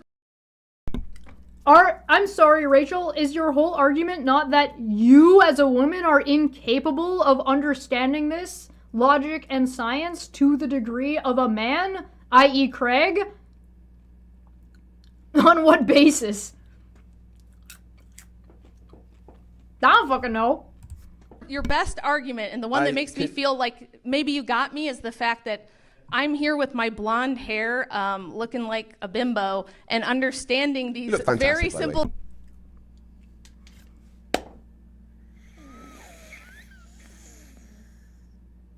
Yes, you look like a bimbo, but not for the reasons you think. Concepts better than a man who, debates scientifically for a living. You're actually sitting here trying to argue against physics and biology. You think men and women... None of this conversation has been about physics or biology at all so far. ...are equal and can do the same ththings. You think they have the same levels of strength, they have the same capacity? Not only did Craig never say that, Craig in fact said that had already agreed that men, maybe we needed big, strong men, and men are stronger than women, but that's not going to prevent women from doing things. So no, absolutely not. Or is it that, just one sec, because even if a couple women are stronger than men and a couple men are weaker than women, on average, that does not negate the whole, which is that on average... Irrelevant. Doesn't matter. It doesn't matter if on a... Because we're also talking about like a really low capacity, right? You're talking about the difference between, let's call it 70 pounds and 100 pounds, just to make life easier. Let's say on average, men can easily lift 100 pounds and women start struggling above 70 pounds, right? Let's call it that, just for the sake of keeping things simple and for the sake of argumentation, on average. So some men will struggle lifting 100 pounds and some women will exceed at lifting 100 pounds relatively easy. This doesn't matter. And the reason it doesn't matter is because the difference between those weights is negligible, like when it comes to practical usage, right? Practically, it doesn't matter. Mostly because pulley systems exist, and we can do physics and math. Go figure. So the biological differences between men and women aren't really that viable or important when it comes to, maintaining infrastructure or building a building. It doesn't really fucking matter, right? I'm just saying like deadlifting, right? Which is not really necessarily practical, but you get the point. So even if that were the case, it's irrelevant. You want to know where it matters? Hyper-specific, high-impact, measured sport. Like the Olympics. which is where you get a lot of these fucking arguments and discussions happening. There's a reason why there's women's sports and men's sports and they're separated. Now, should they be? I wish there was a little bit more intramural professional sport. I think that would be more fun, but that's just a societal decision that makes money and is about capitalism. It's not really about the sport, and it's not really about the capabilities of any gender in particular. It just has to do with what we pay men more to do a thing. Yeah, file it under, yeah, we pay men more to do a thing professionally for almost everything. Why? Because historical patriarchy. Duh! It doesn't fucking matter. Yeah, Smitty said, I would argue that sports are stupid and don't matter at all. Exactly. Sports don't matter to maintaining a society in any, like, practical sense. Sports matter when it comes to, like, social activity, but not for, like, the practical, I need to build a building. Like, it doesn't matter. Do you think that a football player is going to be as capable of roofing as a roofer? Because the answer is no, regardless of their gender. Because a football player could be female, could be male, and a roofer could be female, could be male, and it wouldn't fucking matter. What matters is their training and their capability and their knowledge.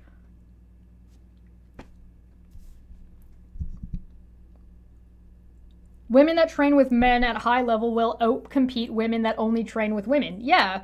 It's almost like when you set the standard, if women's standard is here and men's standard is over here, and men want to reach this standard, and women want to reach this standard, why would women be trying to meet this standard over here? Why would these women, like, angularly attack this when they have their own that they're trying to meet over here? There's no reason for women to compete on this level on this side, and there's no reason for men to compete on this level at this side because they're competing amongst themselves at these standards that they have set. So it's impractical to compare them. It doesn't make any sense. On average, almost all men are stronger than almost all women. Just because you can point to an... Depends on how you're measuring strength. By what standard? What are you measuring? Strength of what? On average, women's leg strength is greater than that of average men at leg strength. It's almost like our bodies are built differently, so it depends on how you measure it. If you base all of the standard measuring on one gender, then yeah, that one gender is going to outpace the other gender because you've already catered the standard to that gender because I guess they needed the handicap. Outlier doesn't prove your case, and as a guy who debates flat earthers, you're the one who brought up the outlier. Oh, we don't need feminism because there was this one woman that talked about this one thing, feminist stuff, in this time period, therefore no feminism matters. You should know this, and I know that you know it, so I don't even think you're being serious. Your claim that there aren't enough... There is no reason. You have not provided any reason through this entire talk, Rachel, why anyone should take you seriously. That there aren't enough women to do these jobs. There's no data to back that up. So maybe right now, not a lot of women... There is data to back it up. Maybe right now, not a lot of women do those jobs, but if those jobs were needed because there is no men left, women would do it, and they would use the tools, and they would go, right... So exactly. There's a difference between the capability of something and the desire and want to do it. She's suggesting that because women don't want to do the job, we would stop having electricity if men disappeared because women would choose to not do the job as opposed to having electricity, which is fucking insane. That I really doubt that that's the case. So I'm strong, maybe I should go and do that because that would be good for society right now because we need to keep the oil plants running. Okay, here's a question. Let's say we do that. Let's say all the women take over all the infrastructure jobs.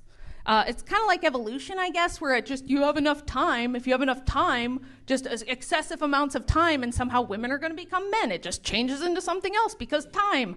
Maybe it's like that. But let's say this happens. What? Let's say that women become strong enough to maintain the infrastructure that allows them to get strong enough to maintain the infrastructure. What happens to the birth rate? If there's only women. If women are maintaining the infrastructure. We just say, look, men, you've done enough. Just sit down and rest, kick up your feet. We've got this. We're going to take it from here. But that's not what feminism is. We do the Rosie the Riveter. We're like, we've got this. We're going to take care of the infrastructure. We've got this. Don't worry about it. Just sit back. You can take care of the kids. So we already see now that birth rates are falling below replacement levels. All right. Hold on. One, not how evolution works, first off. Second off, I'm not even going to explain why that doesn't, why the way humans have developed evolutionarily would not suddenly mean that women, we're not clownfish, all right? That's not how that's fucking going to work. The fact that she is passively describing child rearing and child care as a fucking vacation is already a sexist fucking comment. It's already a fucking biased as fuck, wrong as shit, bunch of absolute fucking nonsense. What a bunch of fucking garbage. Alright, if we then actually look at her question, which is if we role reverse and put women in a position where they're working 40 hours a week and men are stay-at-home dads, what happens to the birth rate? And the answer is nothing. Nothing happens to the birth rate. The birth rate is not maintained based on who's working. The birth rate is mostly based on socioeconomic status and education. So if you want to even remove that and say, if you're working if you're working a 40-hour job, do you not get pregnant and get maternity leave and then go back to work? All that would do is mean that there's a let's call it a 1 month or 1 year sabbatical that women take when they get married and decide to have a child. That's all that would do. If anything, what you would see is this 1 year sabbatical probably be paid more.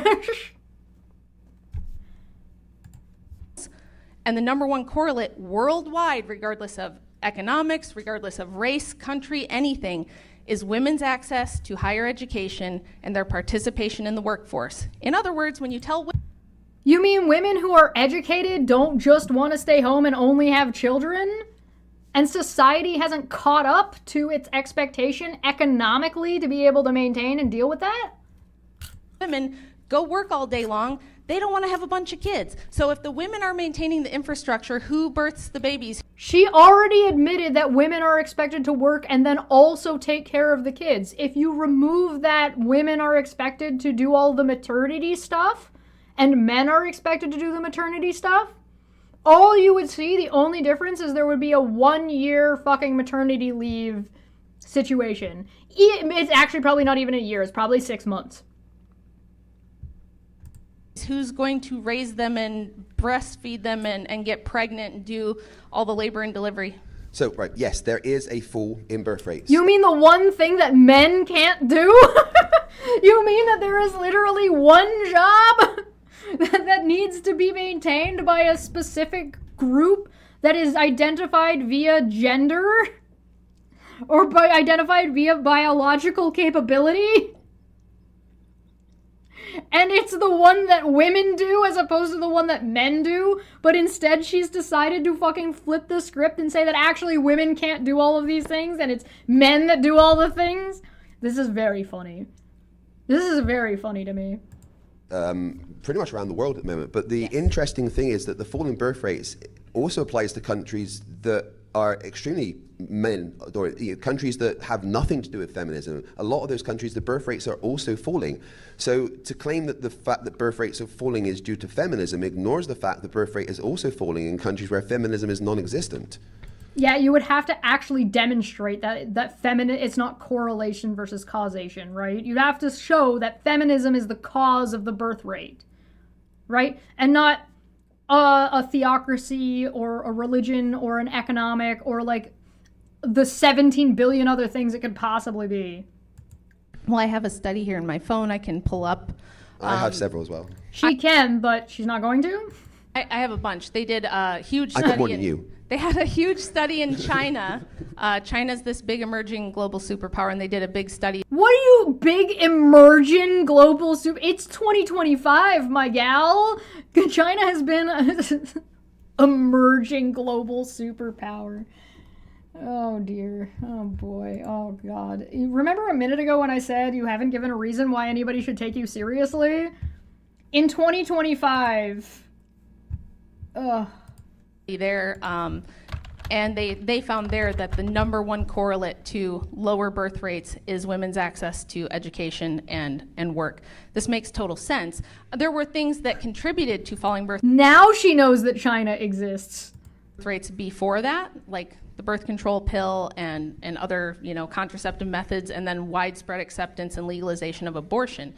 But that doesn't even account for the further drop we've seen in the decades since then. And what it is NGOs going in around the world to places like Africa, to places like It's a conspiracy!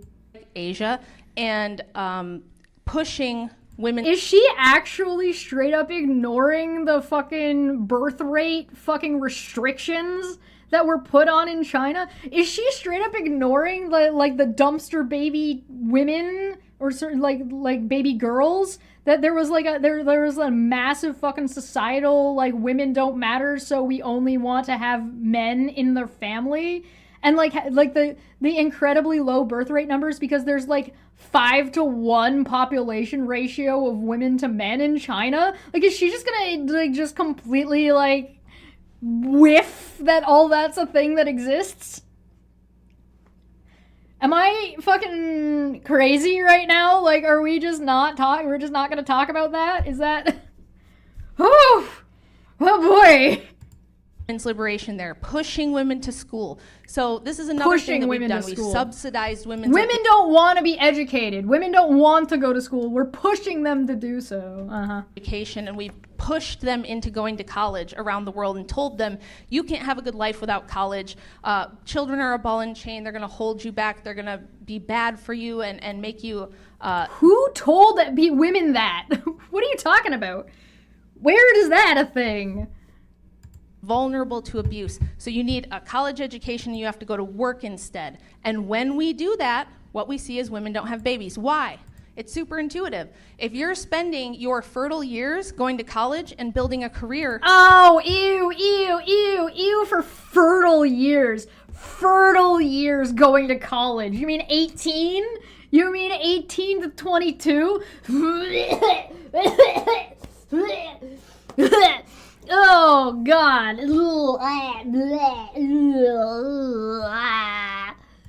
You're not going to have kids. If you do have kids, you're going to wait until you're in your 30s or later. So the average age... Why does that matter? Why is it a problem if women have kids in their 30s versus having kids in their 20s? Why is that a problem? What's the issue? Why does that matter?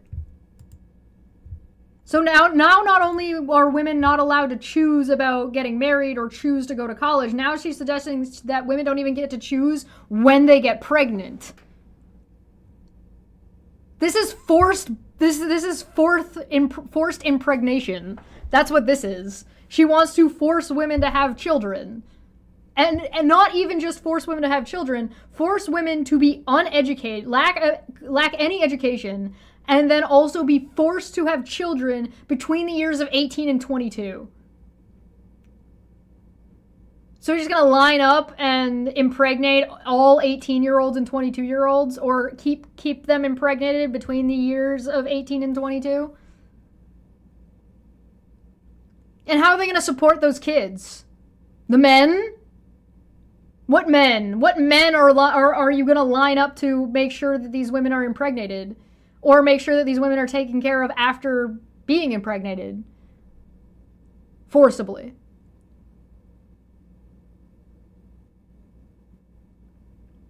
You tell me. I don't know. This is disgusting. Disgusting! Alright, we've been live for 3.5 hours, so we're going to stop there. I'll be back later on Dapper's channel.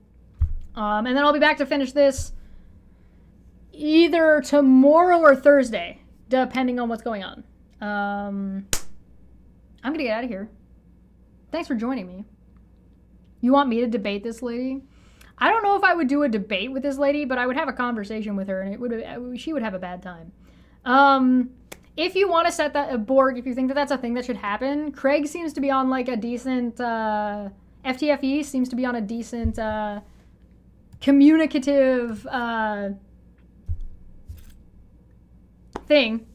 We probably won't need a part 3. We'll be able to finish this and do the part 3, which is the Q&A.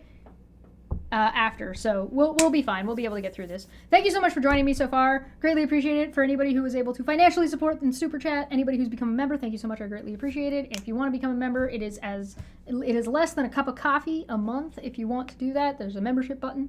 feel free. Links are in the description down below. Thank you so much for joining me. I'll be back tomorrow, probably. If I'm not back tomorrow, it's because I'm recording something with my mom and it'll be special and it'll be fun, and make sure to subscribe for that. Otherwise, I'll see you guys in a couple hours over on Dapper's channel. Thank you so much for joining me. I'm gonna get out of here. I love you. Bye-bye.